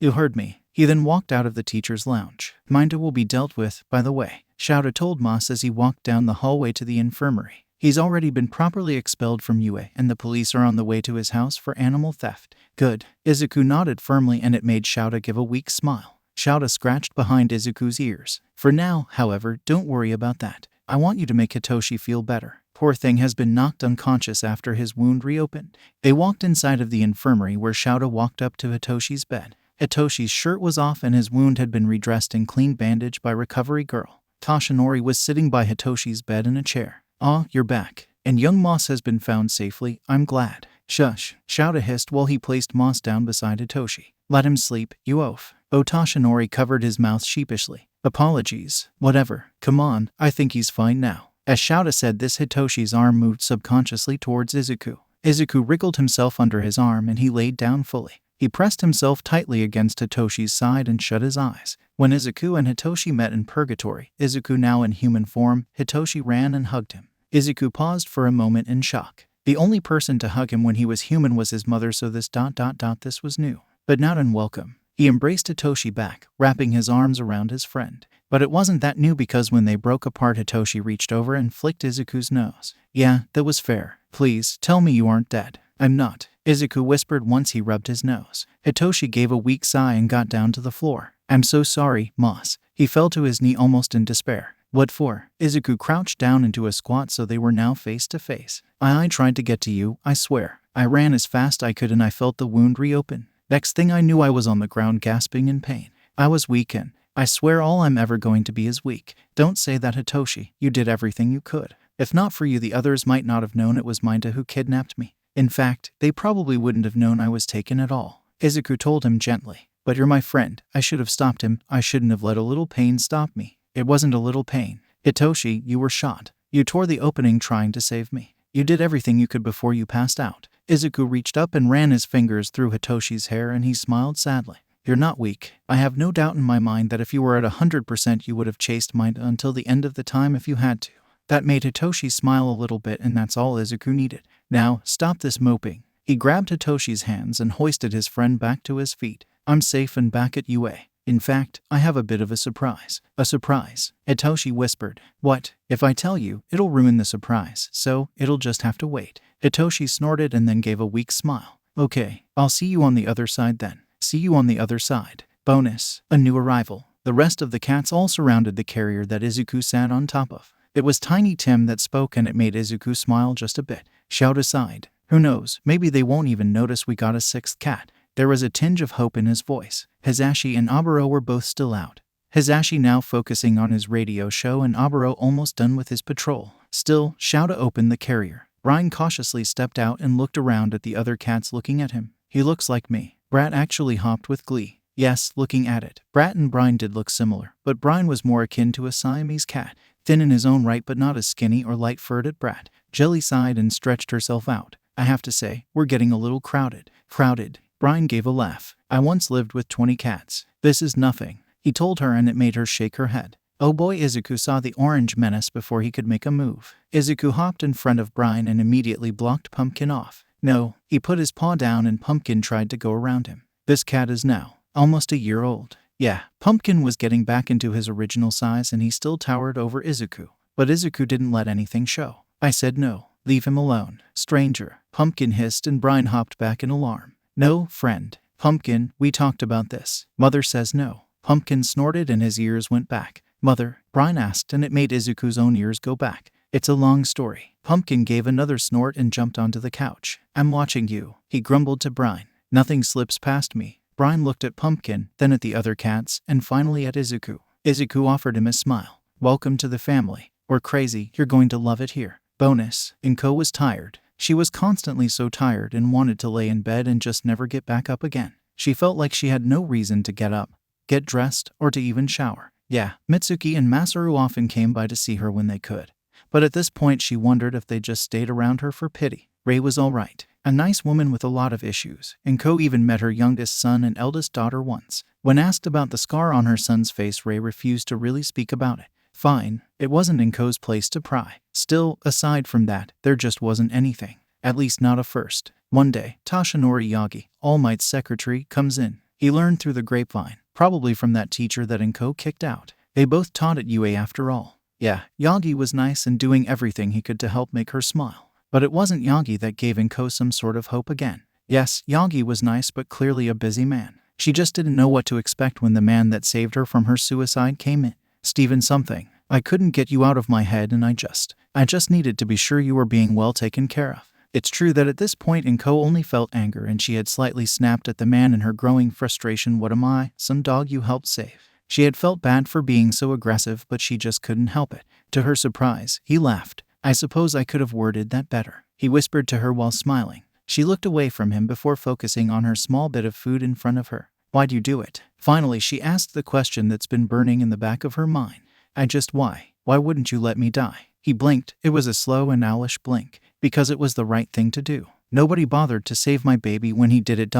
What makes me special? She swirled her drink in her cup and swallowed hard while trying to push her tears back. Oh, I see. When you were yelling about your baby, I had assumed that your literal baby had died. I had no idea that you lost your child to suicide. I'm so sorry you have to go through that pain. Steven whispered the last part. I don't know why you were spared while your son died. I will say that. I'm glad you're alive right now. You don't even know me. You don't have to know a person to be happy that they're alive. Huh. Inko never really thought about that before and she relaxed in her seat just a little. Yeah, but without my son my life just feels pointless. She could only croak out while sniffling back her tears. Children, it wasn't Steven that spoke in a slightly disdained voice. It was that woman, Akiko. She was sitting at her own table, alone. She violently stabbed at her food with her plastic cutlery. Shocking. Inko would have thought that Akiko was the type to not get plastic cutlery. Honestly, with how crazy she seemed, Inko thought that Akiko got pureed food. I had a child, she grumbled while she continued to stab at her food. I had a husband. I had it all. And then along came a pest of a man. You should try this, he urges. It's great for new mothers. It really relaxes you,